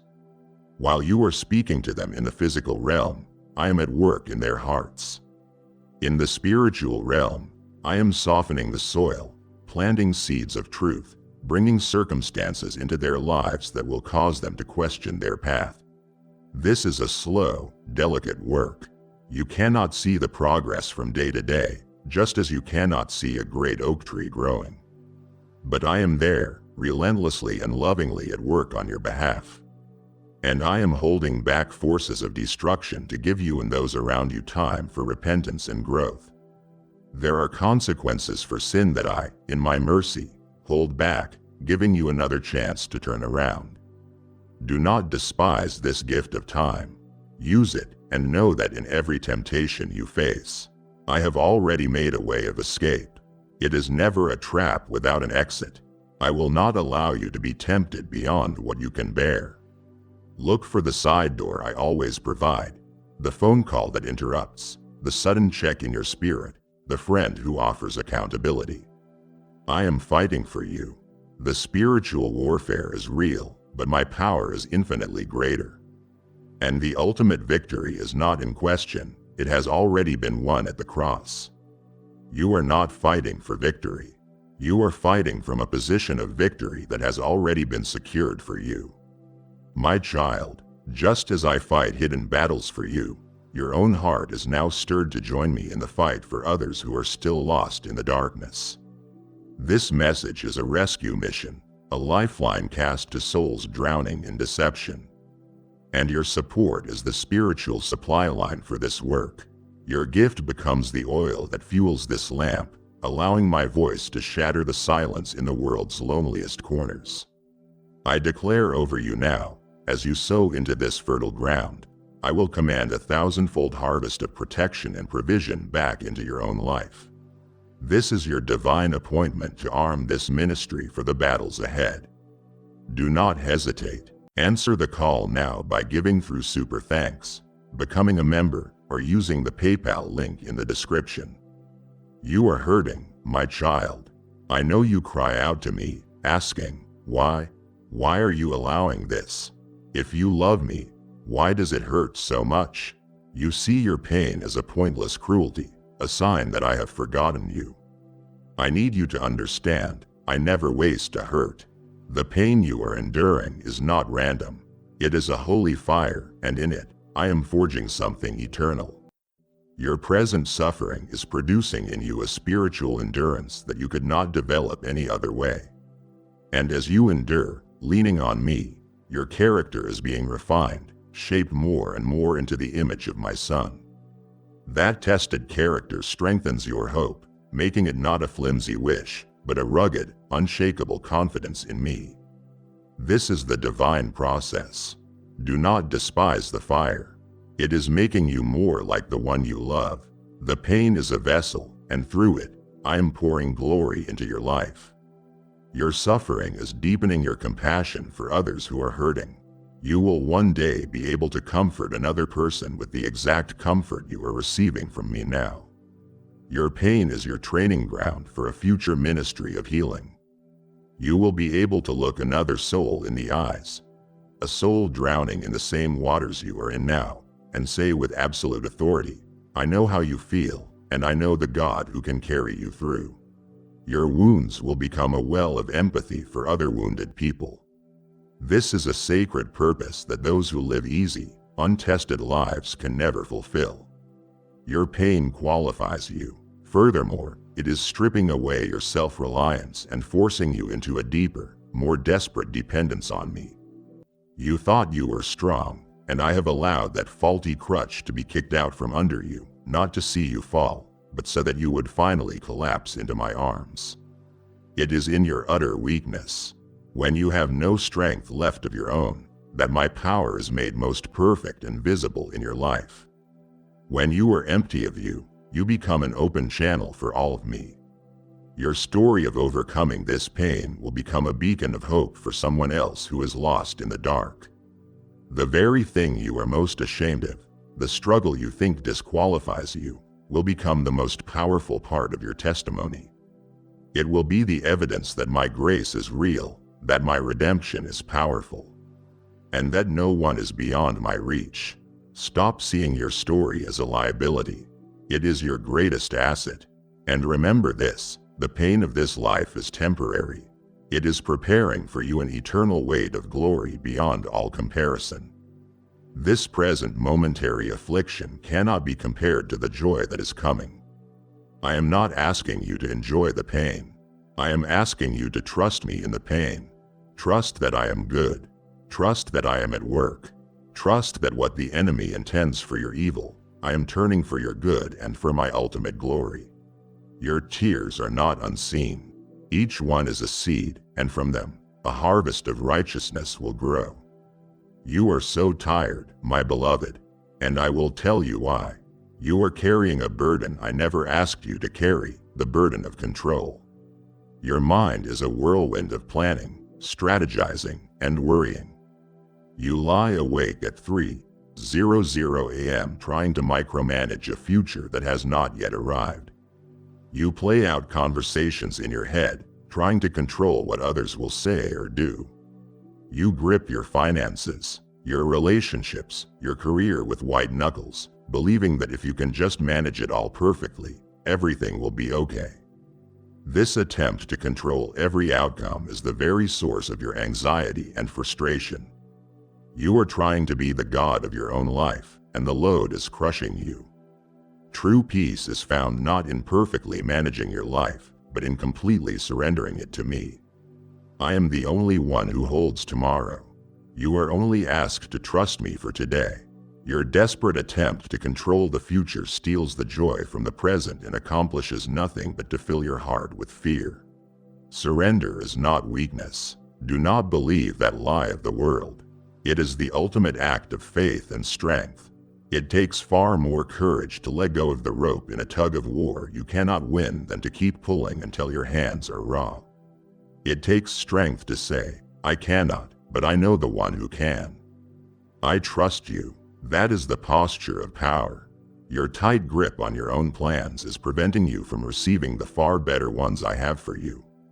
You have drawn a small, safe map for your life and you are clinging to it. But I have a satellite map of the entire universe, and I see a path for you that leads to places you cannot even imagine. But I cannot place my map in your hands while they are clenched around your own. I need you to open your hands. I want you to consciously, right now, unclench the fist of your heart. What are you holding on to so tightly? Your need to be right? Your timeline for your life? Your expectations of how things should be? Your reputation? Let it go. Surrender it to me. This does not mean you become passive or lazy. It means you do the part one have assigned you for today. You work with diligence, you love with intention, and you surrender the results to me. You plant the seeds, but you let me be the one to bring the growth. You take the step, but you let me be the one to order the steps that follow. Let go, and watch as I orchestrate details far more beautifully than you ever could. Watch as I open doors you never knew existed and close doors that would have led to ruin. Watch as I work all things, even the things that look like failures, together for your good. Your job is not to control the storm. Your job is to keep your eyes on me, the one who is with you in the boat. Surrender is where your anxiety ends and your peace begins. The loneliness you feel is a deep ache, isn't it? It can feel like a cold, empty room. Perhaps it comes from a recent loss, a betrayal from a friend, or the feeling of being fundamentally misunderstood by those closest to you. The enemy wants to use that empty room to convince you that you are abandoned, unwanted, and forgotten. He wants to turn that room into a prison cell of despair. But I am here to tell you that your loneliness is an invitation. It is an invitation to draw closer to me in a way that is not possible when your life is filled with the noise and demands of other people. It is a space I have allowed, not as a punishment, but so that I can have your undivided attention and you can experience the depth of my companionship. I need you to burn this truth into your heart. I have never left you, nor will I ever forsake you. I am with you always, to the very end of the age. Your feelings of loneliness do not change the fact of my presence. Feelings are like the weather, they change constantly. But my presence is like the sky itself, it is always there, even when obscured by clouds. In the moments you feel most alone, I am closer than your own breath. I am the silent witness to your tears, the keeper of your unspoken thoughts.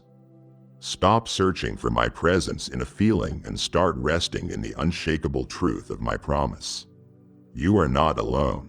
You are simply alone with me, and that can become a sacred space of the most intimate communion with your Creator. It is in the quiet of solitude that I often do my deepest work in a soul.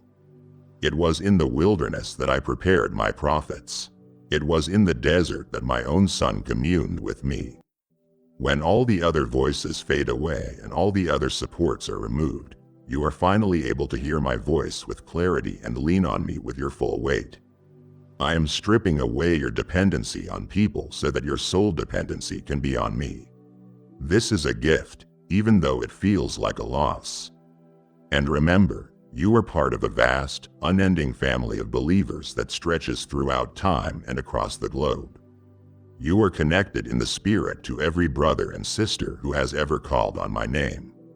You are one thread in a glorious tapestry. You are never truly alone.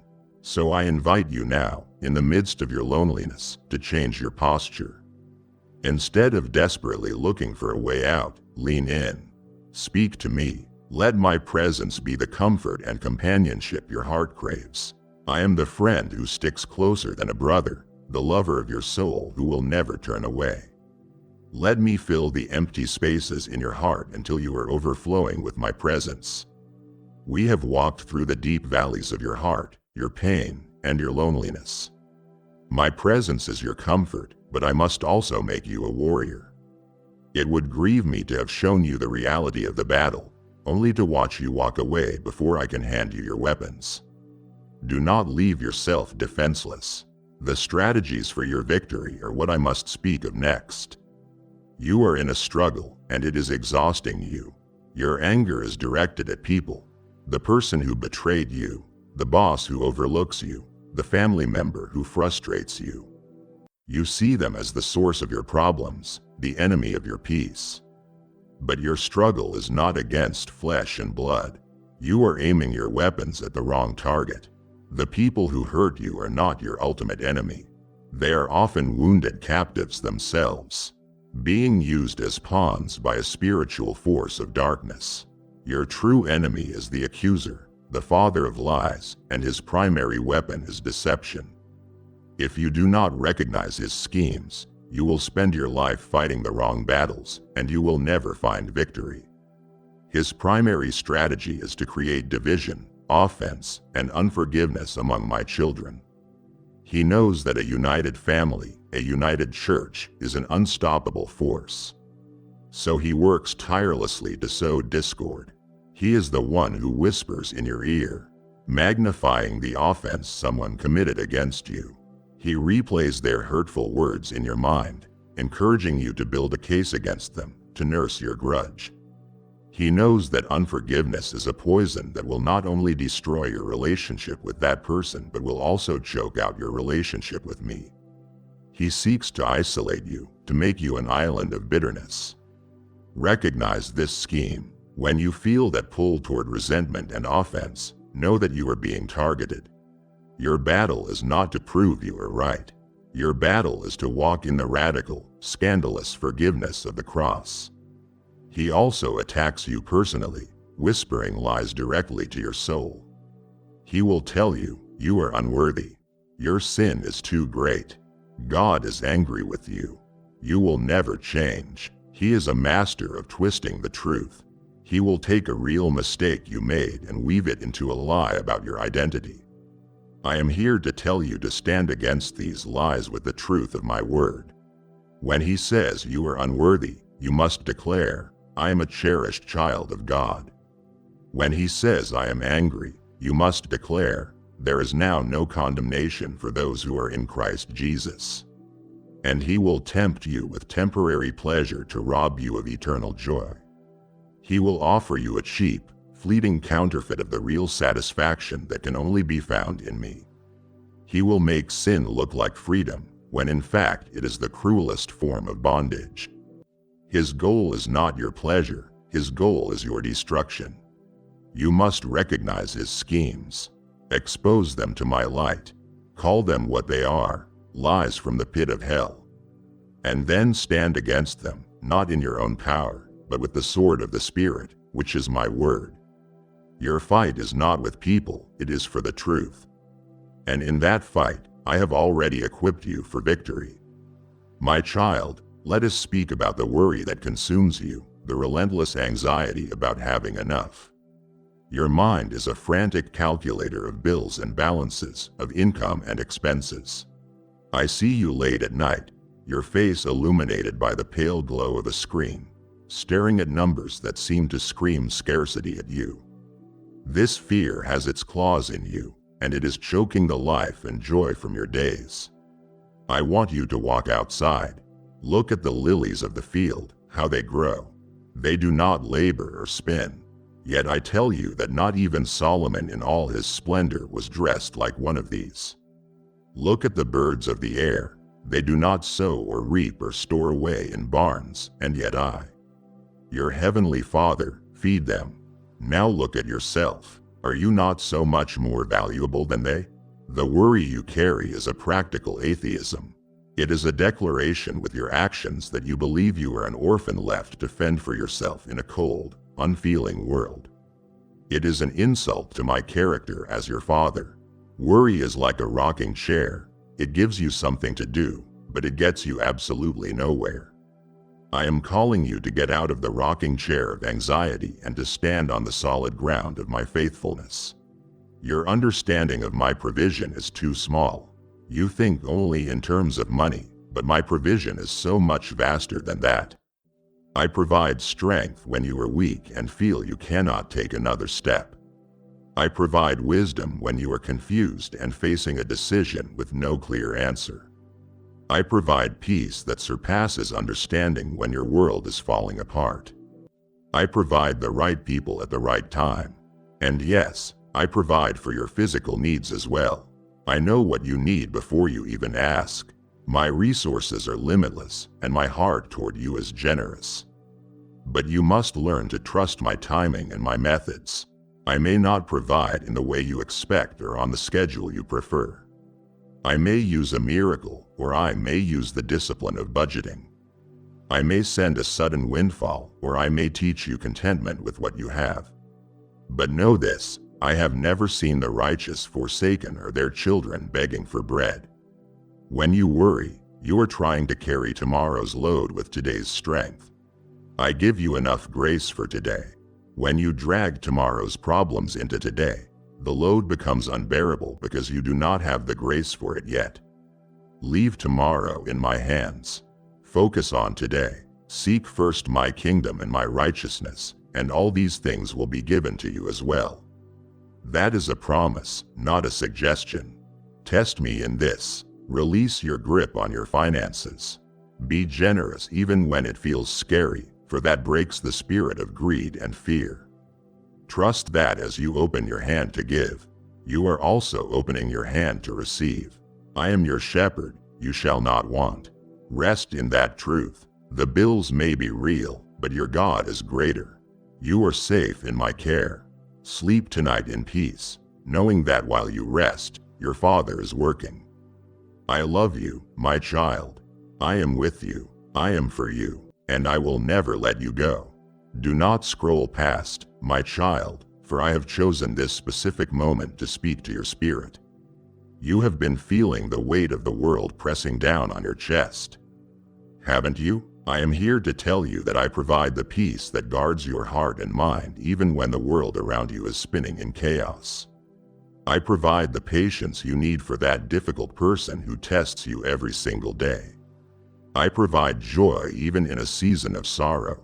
I provide everything you need to live a life that honors me, so stop limiting my provision to the numbers you see in your bank account. You are looking at a cup of water while standing next to an ocean. My resources are limitless. The cattle on 1,000 hills are mine. The gold in every mine, the water in every ocean, the very air you are breathing right now. It all belongs to me. Your need, no matter how monumental it feels to you in the midnight hours, is a single drop of water in the face of my infinite ocean of resources. You are worrying like a pauper when you are the child of the King of the universe. This is why I have told you to seek my kingdom and my righteousness first. This is not just a rule, it is the divine reordering of your priorities that unlocks your peace. It means that when you wake up, your first thought is not of your problems, but of my presence. It means that in your decisions, your first question is not, what is best for me, but what will honor my King? It means you choose to be generous with the little you have, trusting that your source is not your own small well, but my unending river. When you align your life this way, I have given you a promise. All these things you worry about will be added to you. It is a spiritual cause and effect. You focus on my business, and I will focus on yours. I want you to do something for me right now. Stop and look back over the landscape of your life. Identify 3 specific times when you were in desperate need and I came through for you. Remember the details. Capture that feeling of relief and gratitude again. Let the memory of my past faithfulness be the fuel for your present trust. I have never failed you, and I will not begin now. Your provision is not something you have to beg for. It is a reality that is already secured in me. Walk in it. I know the storm you are in right now feels personal. The wind is howling, the waves are crashing over the deck of your life, and you are terrified. Your first thought is that I have abandoned you, that this storm is a sign of my displeasure or, worse, my absence. But listen closely to me. The storms I allow have a profound purpose. This storm is not a punishment, it is a test. It is designed to reveal the true foundation upon which your life is built. In the calm, sunny days, any foundation can seem strong. But only when the winds of adversity beat against your house will you discover if you have built your life on the shifting sands of your own strength, your finances, and the approval of others, or on the unshakable rock of me and my word. This storm is a gift, for it is showing you where the cracks in your foundation are so that we can rebuild together on something that can never be moved. The storm is also a purifier. It is designed to blow away the chaff from your life, your misplaced priorities, your superficial relationships, your pride, your dependence on your own comfort. In the fury of the storm, these things are stripped away, and you suddenly realize what truly matters. The storm forces you into a raw, desperate honesty. It teaches you to navigate by my guidance, not by sight. When the fog is so thick you cannot see your own hand in front of your face, when the waves are so high you lose all sense of direction, you have no choice but to trust the instruments. I am your instrument. My word is your compass. My voice is your guide. You are learning in this storm to stop trusting what you can see, the chaos, the fear, and to start trusting me, the unseen but ever-present captain of the ship. Remember my disciples in the boat? They were seasoned fishermen, yet they were terrified for their lives. It was only when they were at the absolute end of their own resources that they cried out to me. And in that moment, they saw me stand and command the wind and the waves to be still. Their fear was replaced by a profound awe. They learned something about my identity in that storm that 1,000 lectures on a sunny shore could never have taught them. This storm you are in is not primarily about the storm itself. It is about you discovering who I am in the midst of it. I am your anchor, steadfast and sure. The anchor does not stop the storm from raging, but it holds you fast to the rock, ensuring that you will not be swept away or dashed to pieces. Cling to me, and know this with all your heart. After the storm passes, and it will pass, you will find yourself in a new place of strength and maturity. You will not be the same person who entered it. You will be a seasoned sailor, unafraid of the sea, because you have met the master of the sea in the midst of the tempest. My child, we need to redefine what you think of as prayer. You have viewed it as a monologue. a list of requests you present to me like a child with a Christmas list. You speak, and then you say, "Amen," and walk away. But prayer is not a monologue, it is a dialogue with the King of the universe. You have been giving me speeches when I am inviting you into a conversation. This means that after you speak, you must learn to be silent and listen for my response. It is a sacred communion, a dynamic exchange, and you must never believe the lie that your prayers are weak or insignificant. Your earnest, faith-filled prayers move my heart and can change the course of events. I have designed the universe in such a way that I have chosen to partner with you. I invite you to ask, to seek, to knock, and I respond to the pleas of my children. Your prayers matter. They are not futile exercises in hope. They are powerful spiritual acts that release my will on earth.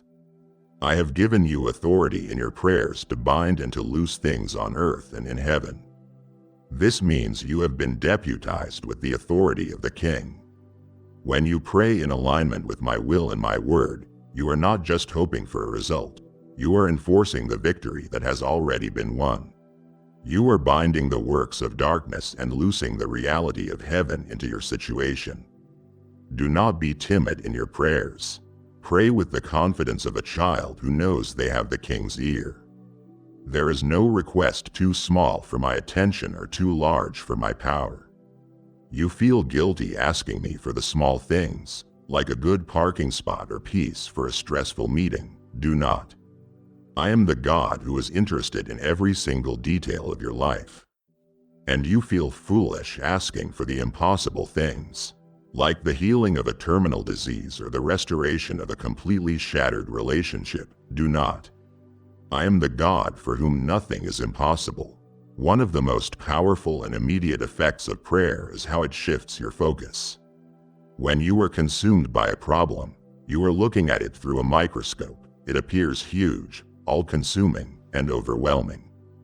But when you begin to describe that problem to me, the all-powerful, all-knowing Creator, you are forced to switch lenses. You are now looking at your problem through one end of a telescope, and it begins to shrink. And when you turn the telescope around and look at me, I come into full view in all my majesty. Prayer shifts the focus from the size of your problem to the size of your guide. And for those times, my beloved, when you are so broken, so weary, so full of pain that you have no words left, when all you can do is weep, know this: the Holy Spirit who lives in you intercedes for you. He takes the wordless groanings of your heart and translates them perfectly before my throne. You are never not praying. Even your tears are a prayer that I understand perfectly. I want to hear you, God, but I can't. This is the cry of your heart, isn't it? You are longing for guidance, for confirmation, but you are surrounded by confusing static. You wonder, is this my own thought? Is this the enemy? Or is this you? I want to give you practical ways to tune your spiritual ear to my frequency. The first and most important way is to immerse yourself in my word. You cannot recognize my voice in the street if you do not know it from the letters I have already sent you. My word is my voice in print. In it, you learn my character, my ways, my priorities, and my vocabulary. The more you saturate your mind with Scripture, the more your spirit will become attuned to my tone. When a thought enters your mind, you will be able to hold it up to the light of my word and know instantly if it aligns with my character. My spoken voice will never contradict my written voice. Second, you must obey the last thing you clearly heard me say. You are asking for new direction when you have not yet been faithful to my previous instruction. Obedience opens the channels for more revelation.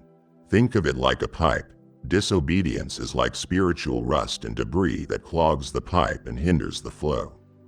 When you choose to obey, even in a small thing, it clears the channel, and my guidance can flow freely once more.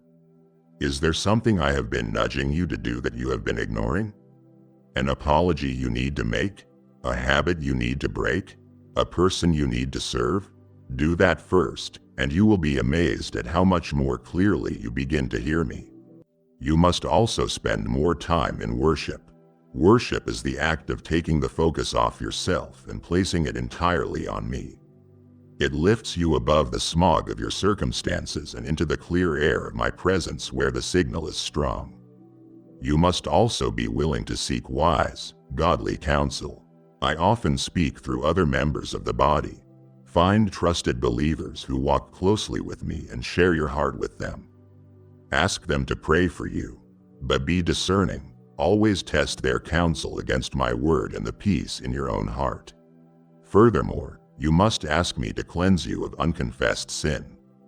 Hidden sin creates spiritual static on the line between us. It is like trying to have a clear phone conversation with your hand over the microphone. Regular, honest confession is essential for clear communication. My child, your faith is being tested. You have prayed, you have believed, and yet you do not see the answer. You are standing in the long, dark hallway of waiting, and you are tempted to believe that I have not heard you or that I have said no. You are demanding evidence, a sign that I am at work. But I am calling you to a deeper, more rugged faith. Faith is the assurance of things hoped for, the conviction of things not seen. It is easy to believe when you can see the evidence. It is easy to have faith when the miracle is sitting in your lap. But I have said, blessed are those who have not seen and yet have believed. That is the faith that is most precious to me. The faith that moves mountains is the faith that holds on in the dark. It is the faith that trusts my character even when it cannot trace my hand. Your circumstances are screaming one thing, that I am absent, but my character, proven over millennia, declares another, that I am faithful, that I am good, and that I am working all things for your good. You must see faith not just as a belief system, but as an active, defensive weapon. It is the shield that extinguishes all the flaming arrows of the evil one. What are those flaming arrows? They are the thoughts of doubt, despair, fear, and accusation that he shoots into your mind. God has forgotten you. It will never work out. You are a failure. When you take up the shield of faith, you are actively lifting my promises to intercept those lies before they lodge in your heart. Your shield is not your own positive thinking. Your shield is the truth of who I am. You must lift it intentionally. When a fiery dart of doubt comes, you lift the shield by declaring, my God is faithful. When an arrow of fear comes, you lift the shield by declaring, my God has not given me a spirit of fear, but of power, love, and a sound mind. Do not stand passively on the battlefield. Take up your shield. My beloved, I want to speak to you about worship. When you hear that word, your mind likely goes to a Sunday morning stage with musicians. You have come to believe worship is a musical performance, and because of this, you feel like a hypocrite when your heart is heavy and you are asked to sing of joy. But true worship has very little to do with music. Music can be a beautiful expression of it, but it is not the source. True worship is the posture of your heart surrendered to me. It is the conscious, intentional act of declaring my worth in every single circumstance of your life. It is something you can do in the silence of your car, in the middle of a chaotic office, or by a hospital bed. True worship is offering your body as a living sacrifice. It means offering me your thoughts, choosing to reject anxiety and fear. It means offering me your hands to do your work with integrity. It means offering me your mouth to speak words of life rather than gossip. It is the continuous, moment-by-moment surrender of your will to mine. This kind of worship is a powerful spiritual weapon because it silences the accuser. The enemy's primary job is to whisper lies, but when you choose to worship, you are loudly agreeing with the truth of heaven. It creates a fortress around your mind. Worship is your declaration of allegiance. Now, my child, if your spirit yearns to put that worship into tangible action, know that your giving is a holy sacrifice that sends my word across the earth. It is the breaking of your alabaster box, the fragrance of which fills homes and heals hearts you may never see. I love a cheerful giver.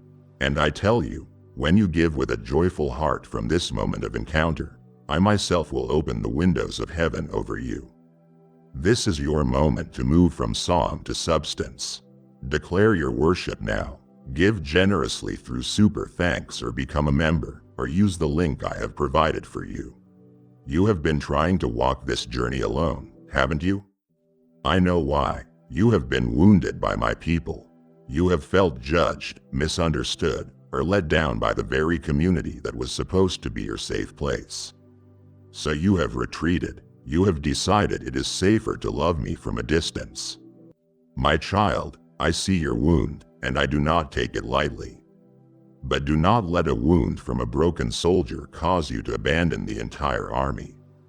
Do not forsake gathering together with other believers, for you desperately need their encouragement, and they desperately need yours.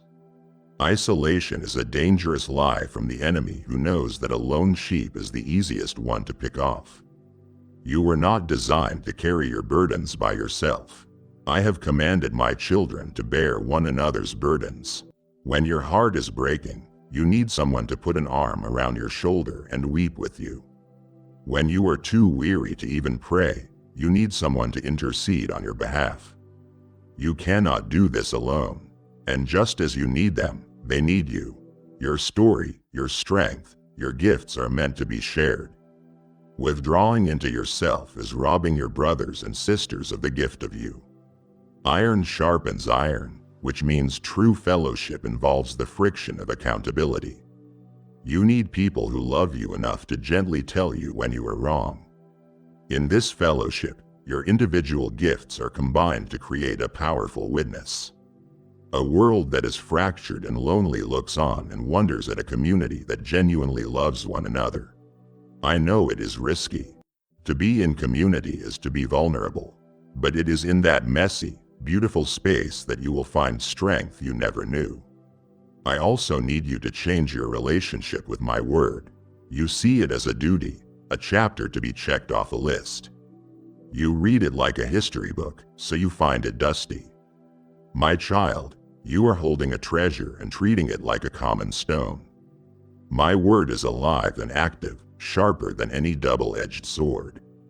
It is my living, breathing voice, able to speak with laser precision directly into your present situation. You would never attempt to go for a week on one physical meal. Why do you believe your soul can survive on one sermon a week? You need daily bread. Reading my word out of duty is like forcing yourself to eat when you're not hungry, but reading it with a desperate, hungry heart is what brings you life. It is a lamp for your feet and a light for your path. Notice I did not say it is a floodlight that illuminates your entire 5-year plan. You are asking for a map of the future, but I have given you something better, a lamp that illuminates your very next step. You only need to see where to place your foot next. Trust me with the next step, and I will lead you through the entire forest. Meditate on my word, chew on it, turn a single verse over in your thoughts throughout the day. This is how my word moves from being information in your head to a living reality in your soul. It is the sword of the Spirit, the only offensive weapon I have given you. When the enemy comes with a lie, do not fight him with your reasoning, fight him with Scripture. Listen to me, my busy, weary child. You are running on empty. You wear your exhaustion like a badge of honor, believing that your busyness is a sign of your importance. Burnout is not a crown I ask you to wear. It is a sign that you are working in your own strength. I established the Sabbath, the principle of rest, not as a burden, but as a lavish gift to restore you. I, the God of the universe, rested on the 7th day. Do you truly believe you do not need to? Your refusal to rest is rooted in pride and fear. The pride that says, everything depends on me, and the fear that says, if I stop, I won't be valuable. Both are lies. True rest is a ceasing from your own works to trust completely in mine. Choosing to stop, to set aside the to-do list, is one of the loudest declarations you can make that I am God and you are not. I have invited you, come to me, all you who are weary.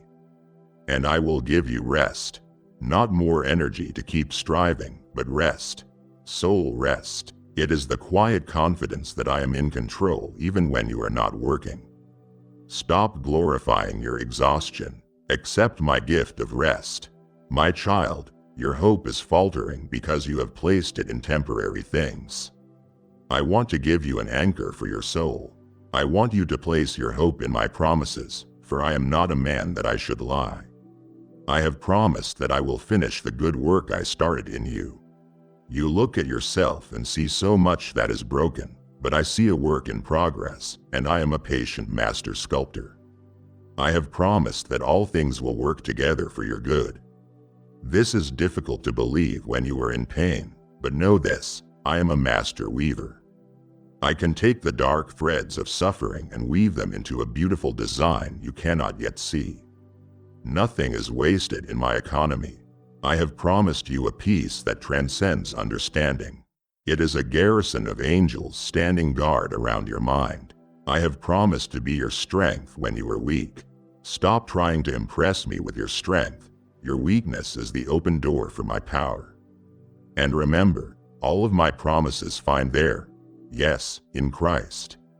They are guaranteed realities. You are exhausted from fighting against the rhythm I have set for your life. You are trying to force a harvest in the middle of winter. You must understand, for everything there is a season. Resisting the season one have ordained is as futile as trying to command the sun to stand still. Right now, you may be in a season of planting and waiting, a winter. It feels dark and hidden.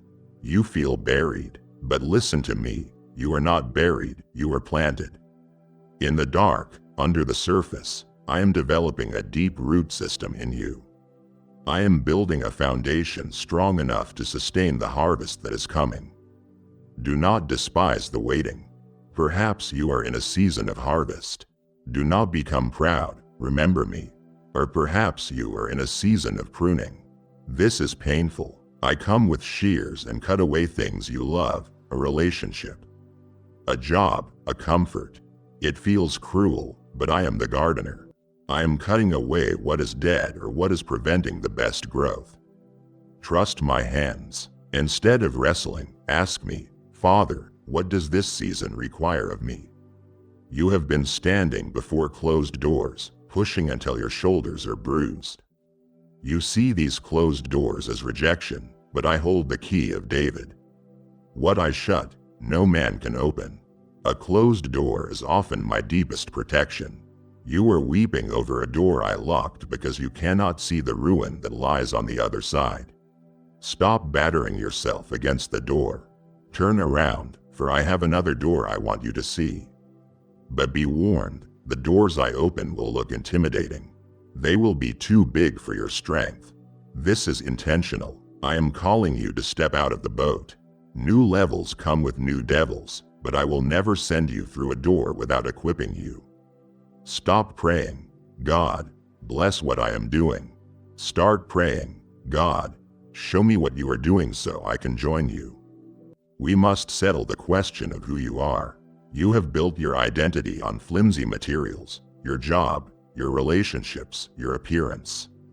This is a roller coaster. I am calling you to build your house upon the rock of your true identity. You are a child of the King. Your value was established at the cross. That is the price I was willing to pay for you. Your value is not negotiable. It does not fluctuate. When you forget who you are, you become a people pleaser and a slave to approval. Spiritual amnesia is the enemy's weapon. Remind yourself daily, I am a child of God, deeply loved, completely forgiven, and eternally secure. I see how your heart breaks at the brokenness of this world. War, injustice, pain. You are right to grieve, but do not grieve as those who have no hope. You are living in the messy middle, but I have written the end. I am making all things new. A new heaven and a new earth are coming where every tear will be wiped away. Justice will roll down like waters. Knowing this triumphant ending gives you the courage to endure the middle chapters. It frees you to work for restoration now. knowing that the final word is not death or despair, but life. And finally, my child, do not grow weary now. My son told you, I go to prepare a place for you. This is the antidote to your fear. Your true home is with me. I am preparing a place specifically for you, a place of filtered glory and perfect peace. There, you will be reunited with loved ones. There, you will see me face to face.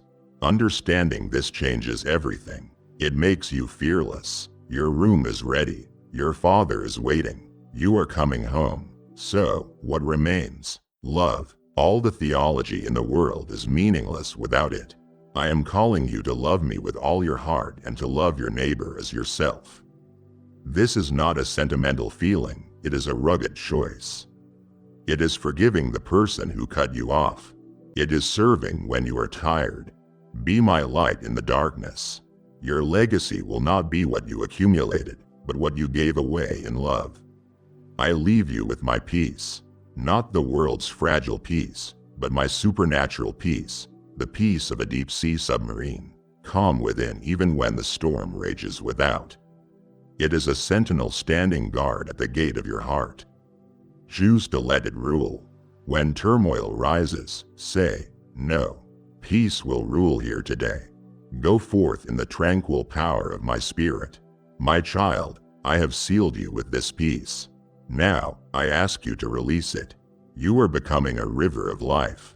Because you have chosen to pour out, your own well will never run dry. If this message has touched your spirit, release that river now through super thanks, by becoming a member, or by giving through the link in the description. Do not let this sacred moment pass. I want you to make a declaration, a line drawn in the sand against all doubt. With your own hand, write in the comments below, my eyes are open. Let this be your testimony that you have heard me in your first step in walking by faith. The heavens are waiting to witness your response. Amen.